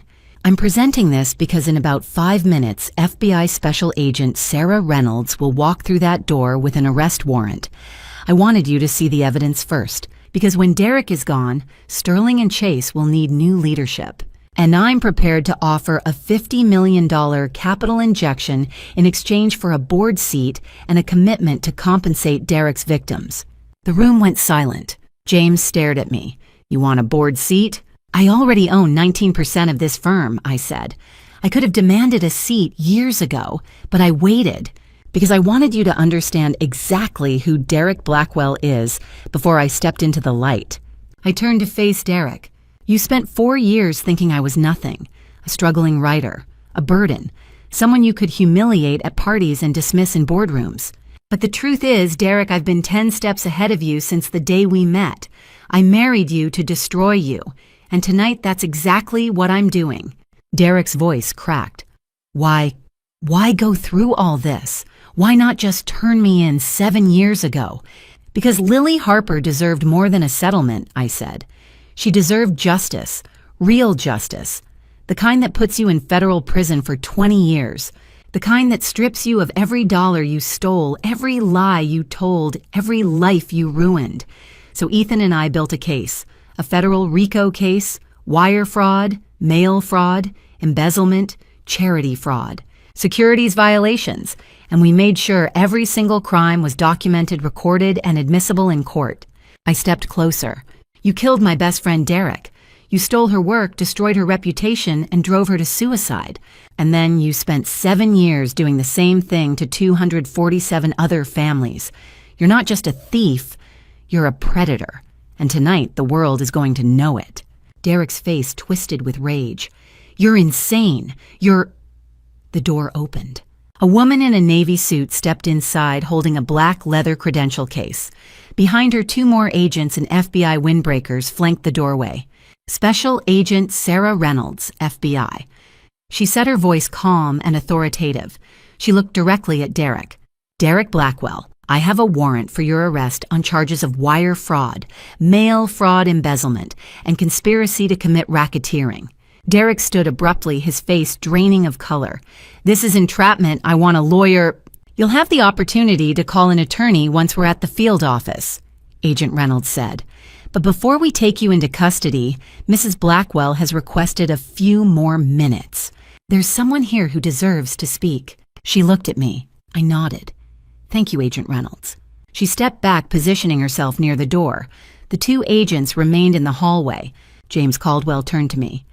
Mrs. Blackwell, you mentioned there was one more person you wanted us to meet. I nodded. Yes, someone Derek wronged in the worst possible way. I walked to the door and opened it. A young woman stepped inside, followed by an older woman with tired eyes and calloused hands.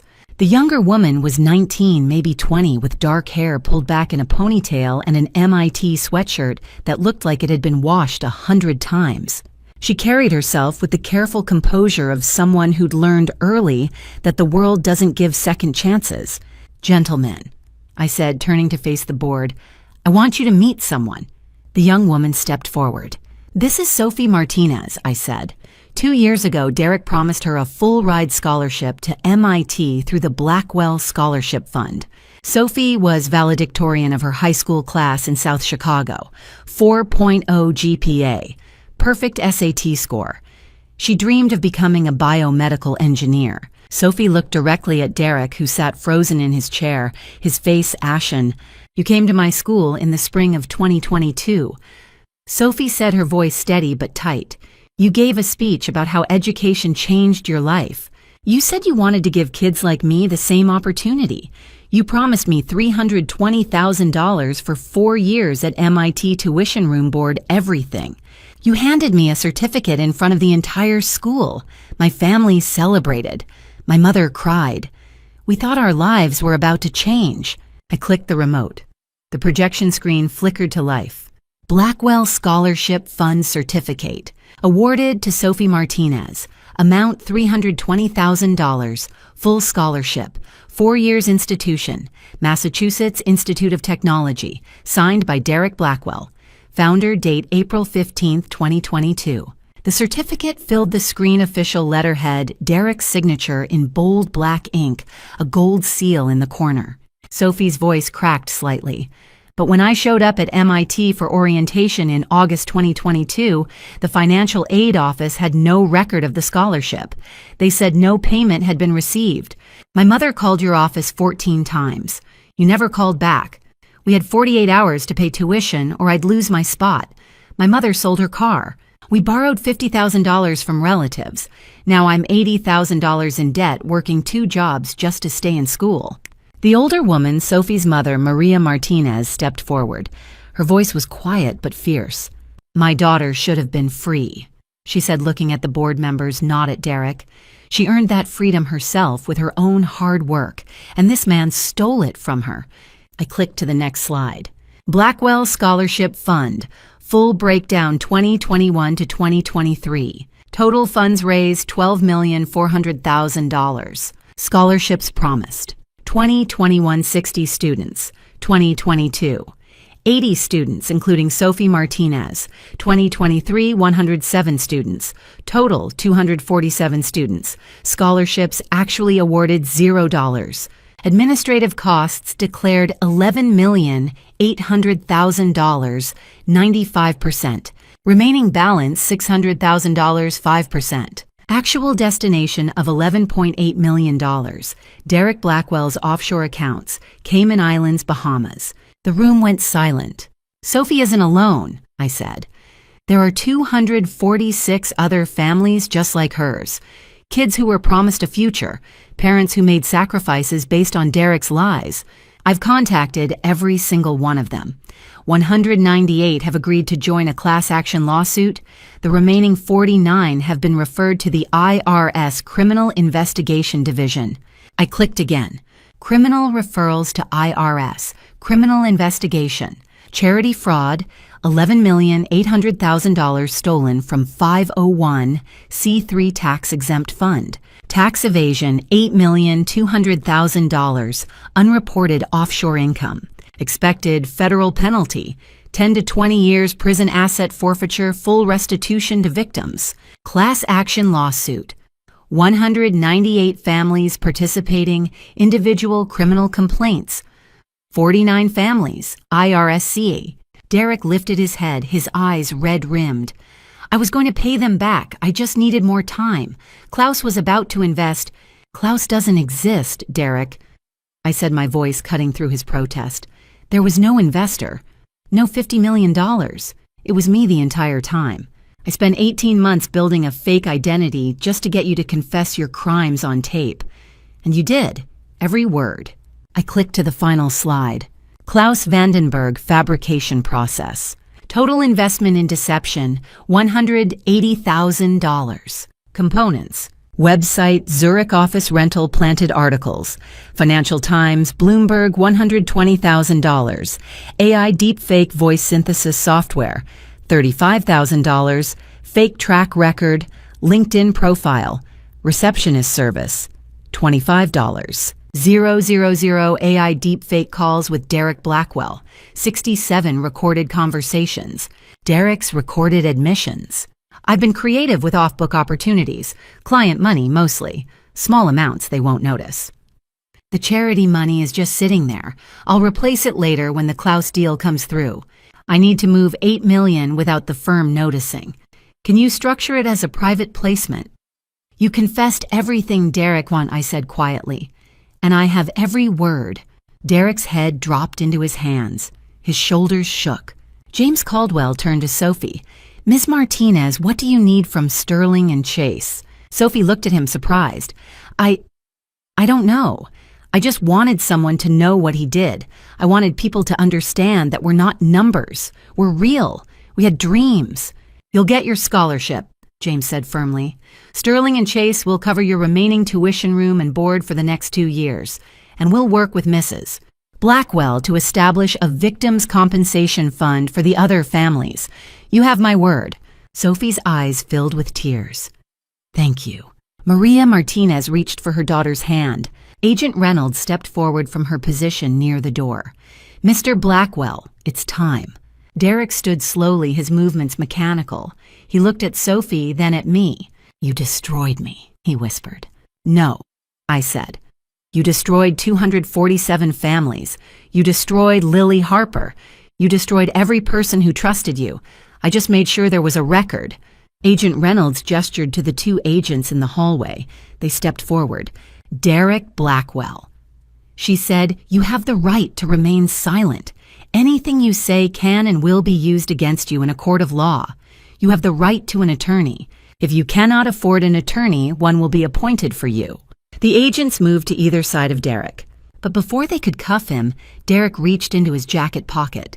Wait, he said, his voice breaking. I can't do this. He pulled out something small and metallic. A gun. The room erupted. Agent Reynolds drew her weapon. Drop it. Drop the weapon now. Derek raised the gun not toward anyone else but toward himself. His hand was shaking. I can't go to prison, he said, tears streaming down his face. I can't. Derek, don't, Ethan said, rising from his seat. But Derek's final move was predictable. He was always a performer, and when the walls closed in, he reached for the oldest trick in the book, Derek stood abruptly, his chair clattering backward. His voice cracked with desperation. "You destroyed me. You took everything. What am I supposed to do now? Just give up?" I remained perfectly still. "That's exactly what I expected you to do." Derek's hand moved toward his jacket pocket. "Maybe I should just end this right now." Several board members shifted in their seats. Ethan rose halfway from his chair, his body tensing. Derek pulled out a black semi-automatic pistol, Smith & Wesson M&P 9mm. The overhead lights caught the dull metal finish. James Caldwell stood. Derek put it down. Derek raised the gun to his temple, his hand shaking. "I'd rather die than lose everything." The room froze. Agent Reynolds' hand moved toward her holster, but I held up one finger. "Wait. Go ahead," I said, my voice calm and clear. "Pull the trigger."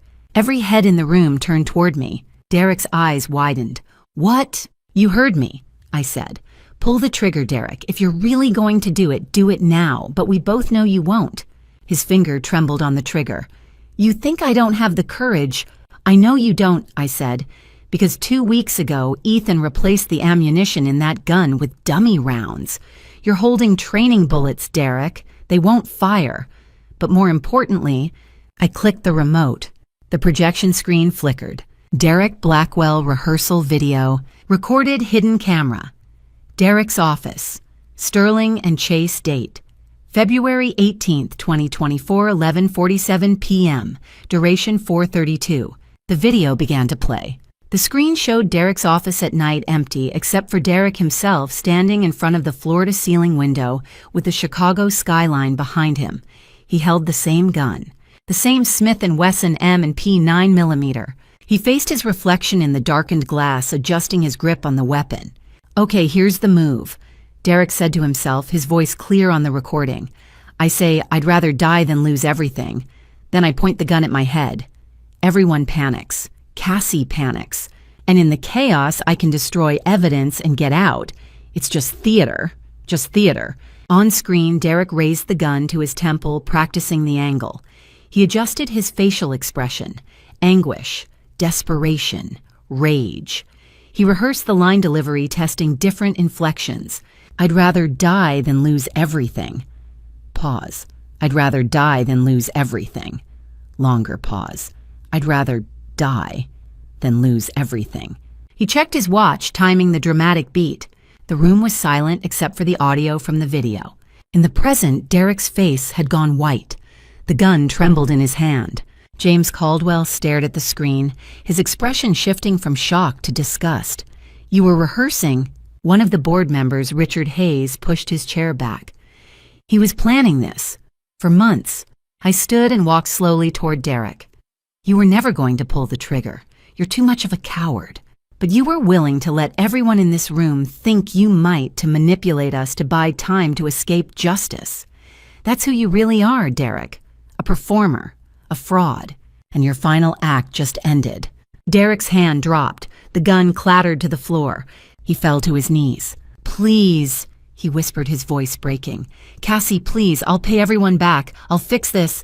"You can't fix this," I said quietly. "You can't fix Lily. You can't fix Sophie. You can't fix the 246 other children whose futures you stole. And you certainly can't fix yourself." Agent Reynolds stepped forward, nodding to the 2 agents in the hallway. They entered and moved toward Derek. "Derek Blackwell." Agent Reynolds said, pulling handcuffs from her belt, "You are under arrest for wire fraud, mail fraud, embezzlement, charity fraud, and conspiracy to commit racketeering.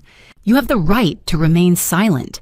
Anything you say can and will be used against you in a court of law. You have the right to an attorney. If you cannot afford an attorney, one will be appointed for you. Do you understand these rights?" Derek said nothing. One of the agents pulled him to his feet while the other secured the handcuffs around his wrists. Derek looked at me one last time, tears streaming down his face. "I loved you once," he whispered. "No," I said. "You didn't. You only loved yourself.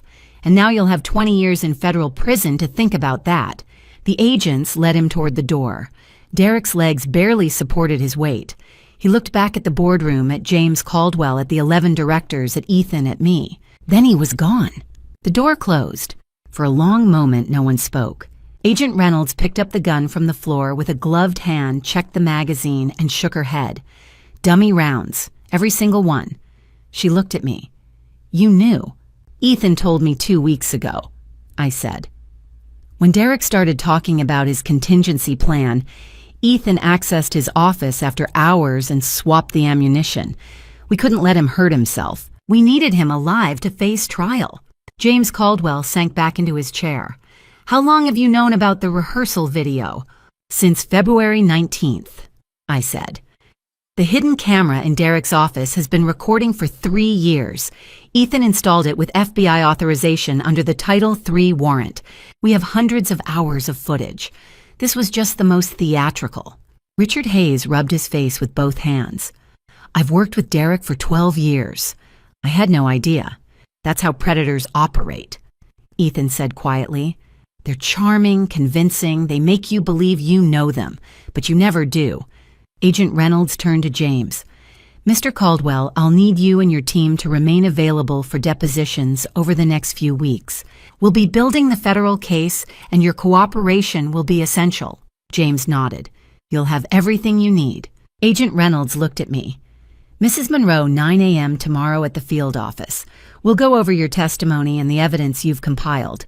I'll be there, I said. She nodded and followed her colleagues out of the room. The door closed again.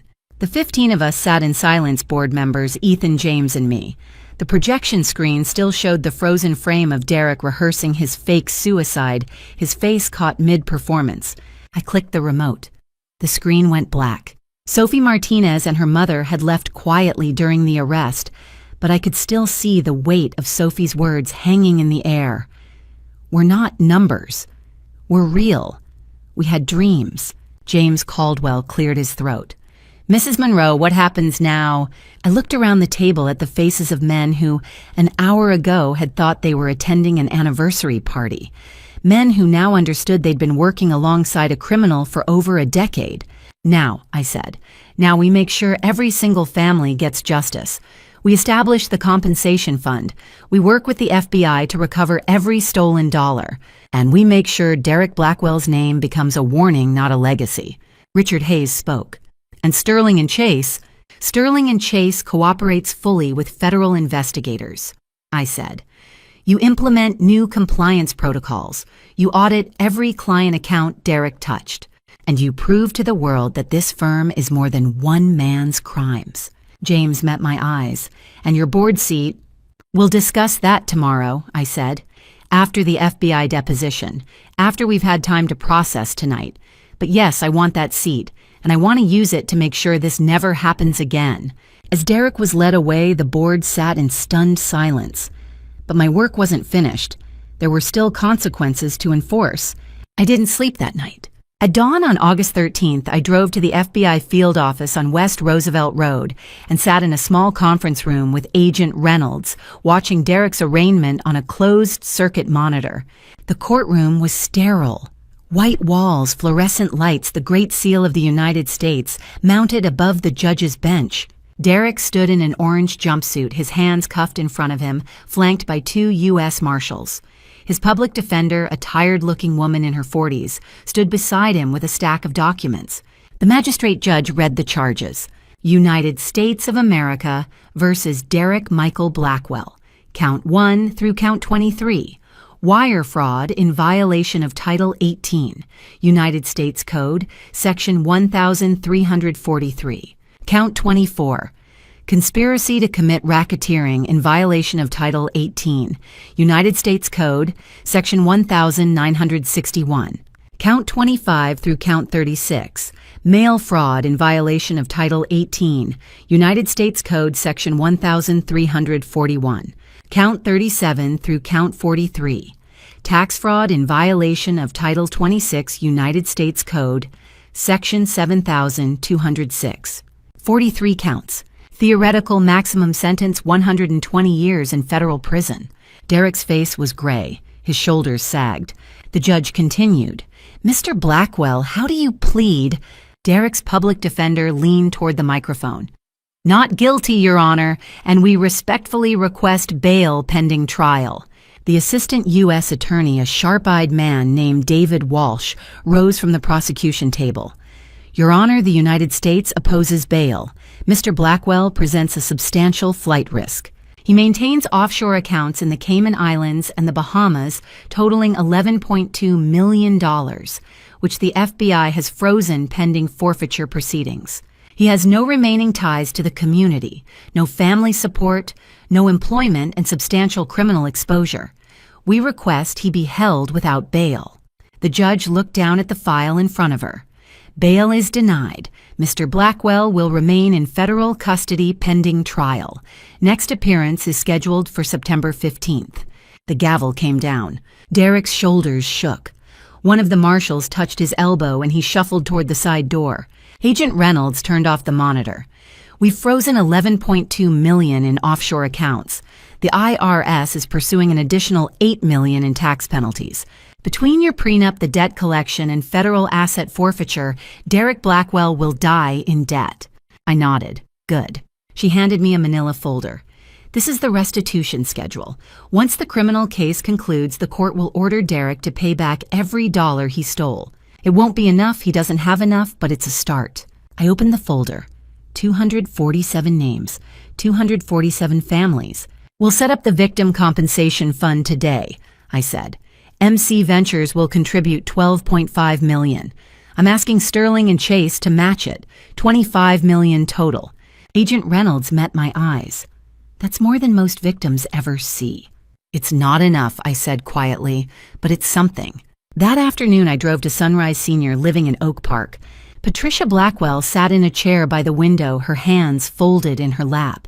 She was 71 now, her hair completely white, her face lined with age. She wore a lavender cardigan and gray slacks. A nurse hovered nearby, adjusting the curtains to let in more light. I sat down across from her. Patricia, I said gently, it's Cassie. She looked at me, her eyes unfocused. Are you my nurse? Something like that, I said.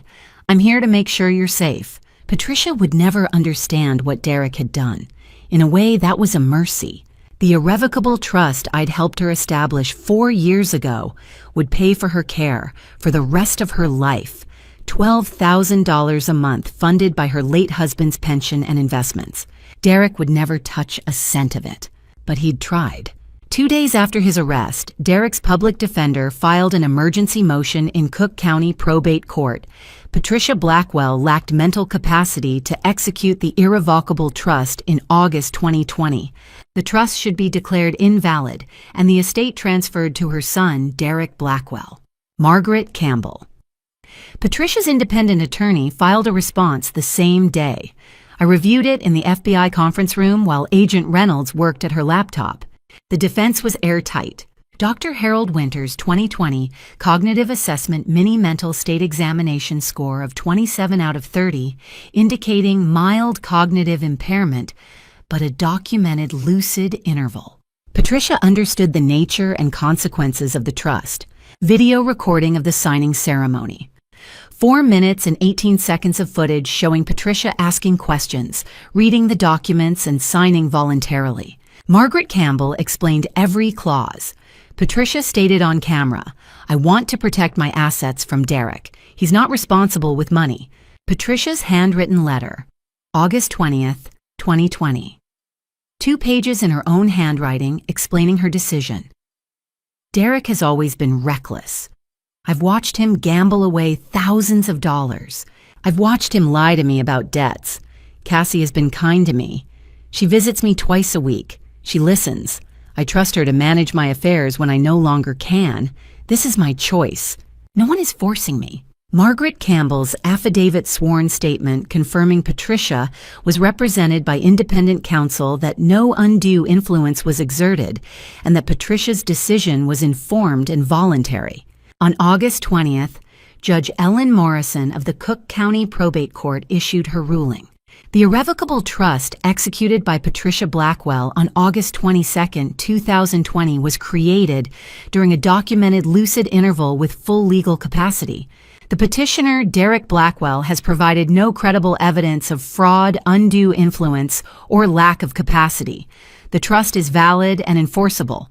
Mr. Blackwell's motion is denied. I read the order twice, then set it down on the table. Patricia's assets were safe. Derek would never touch them. The next day, I sat in the Sterling and Chase boardroom, the same room where 3 days earlier, Derek had pulled a gun and tried to perform his final act. James Caldwell sat at the head of the table. The 11 board members filled the remaining seats. Ethan sat to my right. James cleared his throat. Mrs. Monroe, on behalf of Sterling and Chase, I want to offer an apology. We failed in our fiduciary duty by not detecting Derek's misconduct sooner. Your $50 million capital injection offer is generous, but first we need to discuss victim compensation. I've already started setting up the fund, I said. MC Ventures will contribute $12.5 million. I'm asking Sterling and Chase to match it. That's $25 million total. It won't erase the harm Derek caused, but it's a start. James nodded. Agreed. Sterling and Chase will contribute $12.5 million to the compensation fund. We'll also establish new compliance protocols, mandatory external audits, client account reviews, and whistleblower protections. Richard Hayes spoke. And your board seat? I want it, I said. Not as a trophy, but as a responsibility. I want to make sure this never happens again. James extended his hand across the table. Then welcome to the board, Mrs. Monroe. I shook his hand. Ethan leaned back in his chair, a faint smile on his face. The legal consequences were just the beginning. Derek's public humiliation was about to go national. The media explosion began before dawn on August 14th. I was sitting in my Lincoln Park condo, the same condo Derek had thought was his drinking coffee, and watching the sun rise over Lake Michigan when my phone started buzzing. Text messages, email alerts, notifications from news apps I'd forgotten I'd installed. By 7 a.m., the story was everywhere. Chicago Tribune. August 14th, 2024. Billionaire wife exposes husband's $20 million fraud scheme. Bloomberg, August 15th, 2024. Sterling and Chase executive arrested on RICO charity fraud charges. Forbes, August 20th, 2024. Meet Cassie Monroe, the secret billionaire who took down her own husband. The Forbes article was the one that changed everything. They'd sent a photographer to my new office, a glass-walled corner suite in the Willis Tower, with views that stretched all the way to the horizon. The photo showed me standing at the window in a navy blazer, my arms crossed, my expression calm. It was the first time the public had seen my face. The article detailed MC Ventures' $5.2 billion portfolio, 47 companies, 15 years of building an empire in silence. And then it quoted me directly. This was never about revenge. It's about justice for the people Derek hurt. Lily Harper, Sophie Martinez, 246 other families who trusted him. They deserved better. And now finally they'll get it. By the end of the day, the article had been shared 200,000 times. Social media erupted. Hashtag Derek Blackwell trended on Twitter for 11 straight days. The hashtag became a repository for outrage screenshots of his charity gala speeches, photos of the fake scholarship certificates, testimonials from the families he'd defrauded. Ethan started hashtag Justice for Lily. Within 48 hours, it had gone viral. People shared Lily's MIT thesis, her acceptance letter to Sterling and Chase, a photo of her standing on the Michigan Avenue Bridge smiling 6 months before she died.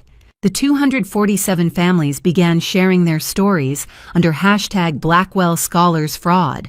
Parents who'd sold cars, students working 3 jobs, dreams deferred or destroyed because Derek Blackwell had lied. Derek's reputation didn't just collapse, it was obliterated. On August 22nd, Sophie Martinez appeared on Good Morning America. I watched from my office the broadcast playing on the wall-mounted screen. Sophie sat across from the host, composed and articulate, wearing the same MIT sweatshirt she'd worn in the boardroom 9 days earlier. "He came to my school," Sophie said, her voice steady. "He gave a speech about opportunity, about how education had changed his life. And then he handed me a certificate promising $320,000. My family celebrated. My mother cried. We thought everything was going to be okay." The host leaned forward. "But it wasn't." "No," Sophie said. "When I got to MIT, there was no scholarship, No record of any payment. I called his office 14 times. He never called back. My mother sold her car. We borrowed $50,000 from family. Now I'm $80,000 in debt and I work 2 jobs just to stay in school. The host turned to the camera. Joining us now via satellite is Cassie Monroe, founder of MC Ventures and the woman who exposed Derek Blackwell's crimes. Mrs. Monroe, thank you for being here. I nodded at the camera in my office. Thank you for having me. You've announced the creation of the Second Chance Scholars Fund. Can you tell us about it? MC Ventures and Sterling and Chase have together committed $25 million to provide substantial scholarships to all 247 families Derek defrauded. Each student will receive an average of $100,000, enough to cover multiple years of tuition-reduced debt and restore the opportunities Derek stole from them. The host smiled. That's extraordinary. These kids earned their futures, I said. Derek took them. I'm giving them back. By the end of the week, all 247 families had been contacted. Sophie's $80,000 debt was paid in full by MC Ventures. Her mother got a check for $50,000 to replace the car she'd sold. Sophie called me the day she received the money.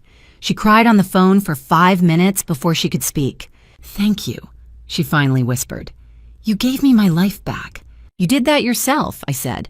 "I just made sure Derek couldn't take it again." In November, Derek accepted a plea deal. The federal prosecutors had offered 18 years in exchange for full cooperation and asset forfeiture. Derek's public defender recommended he take it. The alternative, a trial with 43 counts and a theoretical maximum of 120 years, was unthinkable. On November 18th, Derek stood before Judge Patricia Callahan in the United States District Court for the Northern District of Illinois and pleaded guilty to all charges. Final sentence: 18 years in federal prison, eligible for release after 15 years with good behavior, $14 million in restitution, paid from forfeited assets, lifetime ban from the financial services industry. 10 years of supervised release upon completion of sentence. Agent Reynolds sent me a copy of the sentencing order. I read it twice, then filed it away. Derek would be 62 years old when he got out, if he got out. On November 30th, I sat alone in my new office as the sun set over Chicago. People kept asking me if I felt satisfied, if I felt like I'd won. The truth was I didn't feel much of anything. Lily was still gone. Sophie and 246 other kids had still had their lives upended. Derek would sit in prison for 15 to 18 years, but that wouldn't undo the damage he'd caused. It wouldn't bring Lily back. It wouldn't erase the years Sophie spent working 2 jobs to stay in school. What I felt was closure. The man who had destroyed my best friend, who had stolen her work, fabricated charges against her, and driven her to suicide, had finally been held accountable.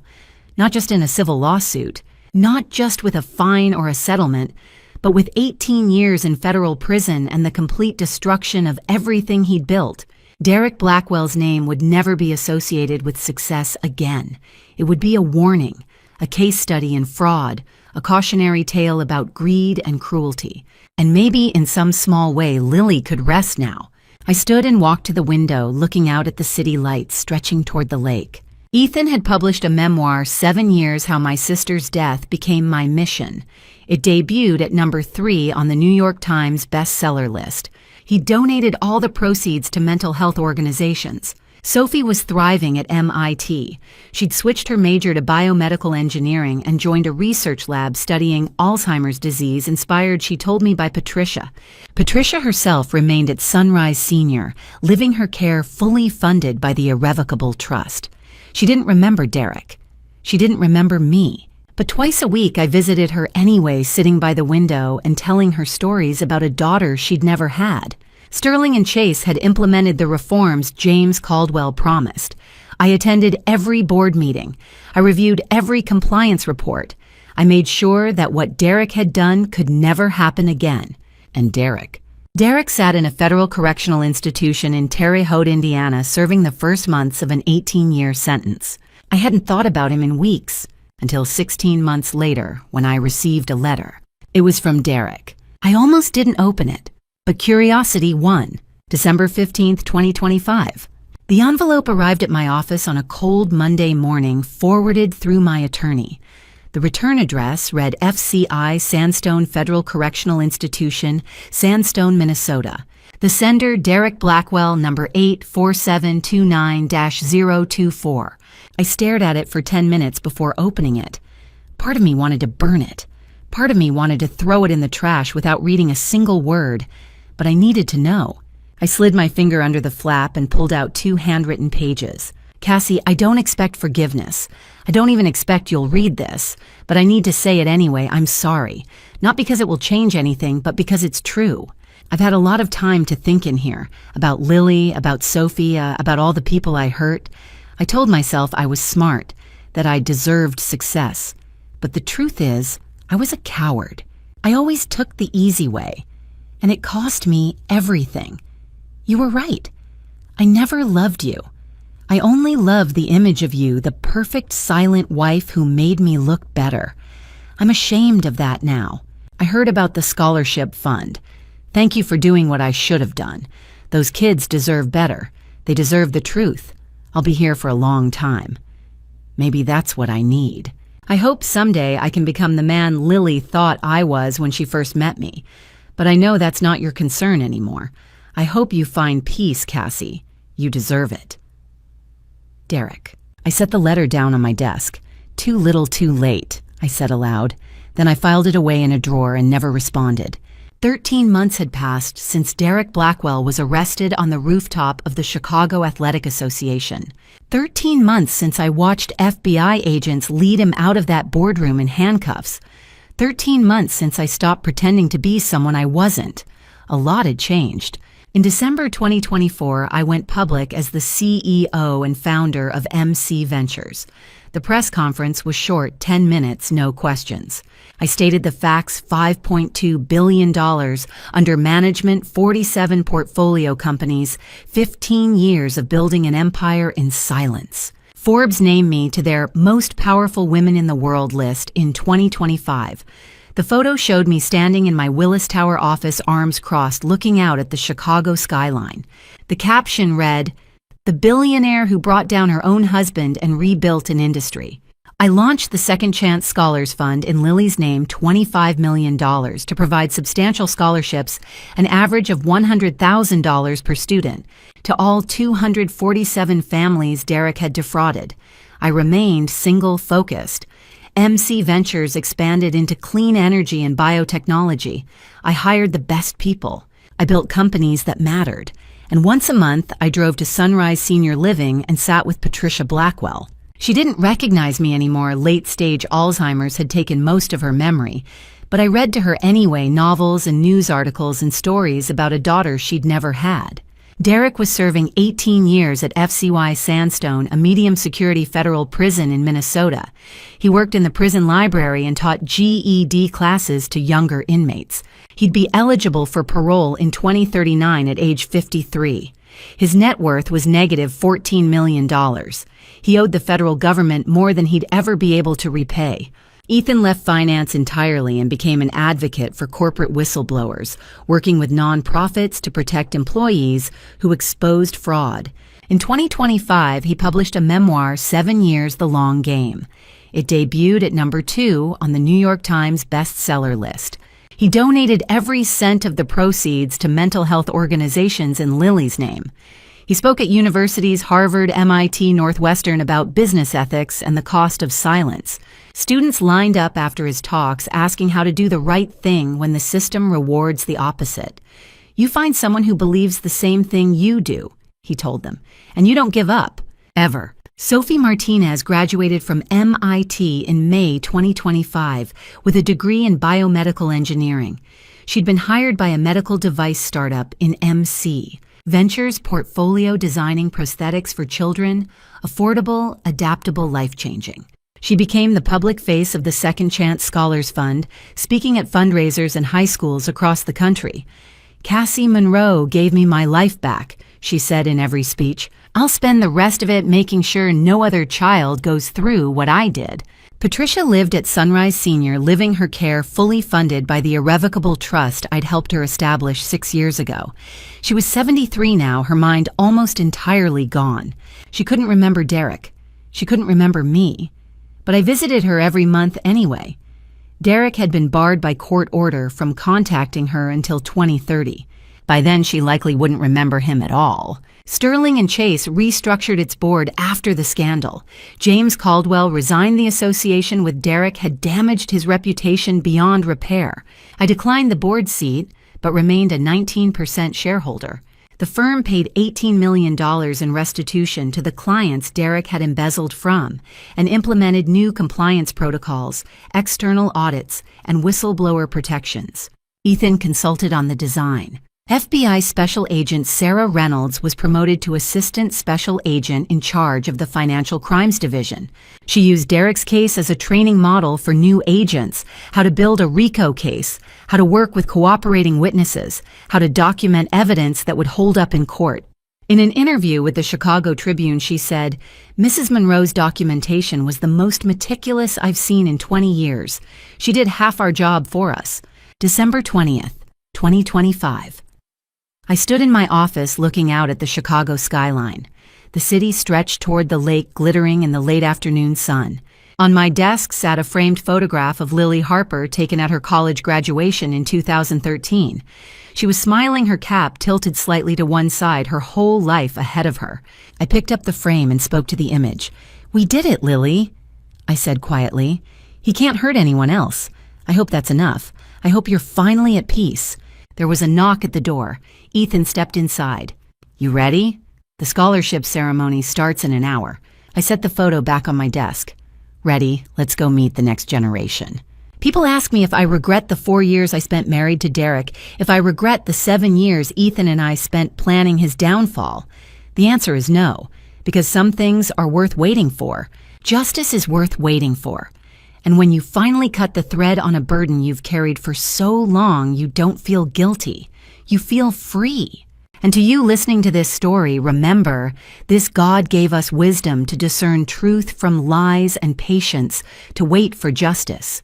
3 times I almost gave up when Lily died, when Derek lied to my face, and when the wait felt endless. But each time I prayed and asked God for strength. He reminded me that vengeance belongs to Him, but justice belongs to those who seek it with clean hands. Don't be like me. Don't waste 7 years of your life planning someone else's downfall. If I could go back, I would have reported Derek the moment I knew what he'd done to Lily. I would have trusted the system, trusted God's timing, and trusted that the truth would come out without sacrificing my own peace. Family revenge is a poison that spreads. When Derek betrayed his own mother, stole from families, and destroyed lives, he thought he was building an empire. But family betrayal leaves scars that money can't heal. I learned that family revenge doesn't bring back the dead, it only multiplies the pain. And family betrayal, whether by blood or marriage, is a wound that never fully closes. My advice: choose justice, not revenge. Choose transparency, not deception. And most importantly, choose faith over fear. God sees everything, and in His time, the guilty will answer. Here's my truth: I'm free now, but freedom came at a cost I wouldn't wish on anyone. If this story resonated with you, I'd love to hear your thoughts in the comments below. Have you ever faced family betrayal? How did you find justice without becoming consumed by family revenge? Share your story. You never know who might need to hear it. And if you found value in this, please hit that subscribe button and share this video with someone who needs a reminder that justice, not vengeance, is the path to peace. Thank you so much for staying with me until the very end. I know this was a long journey, but I hope it left you with something meaningful.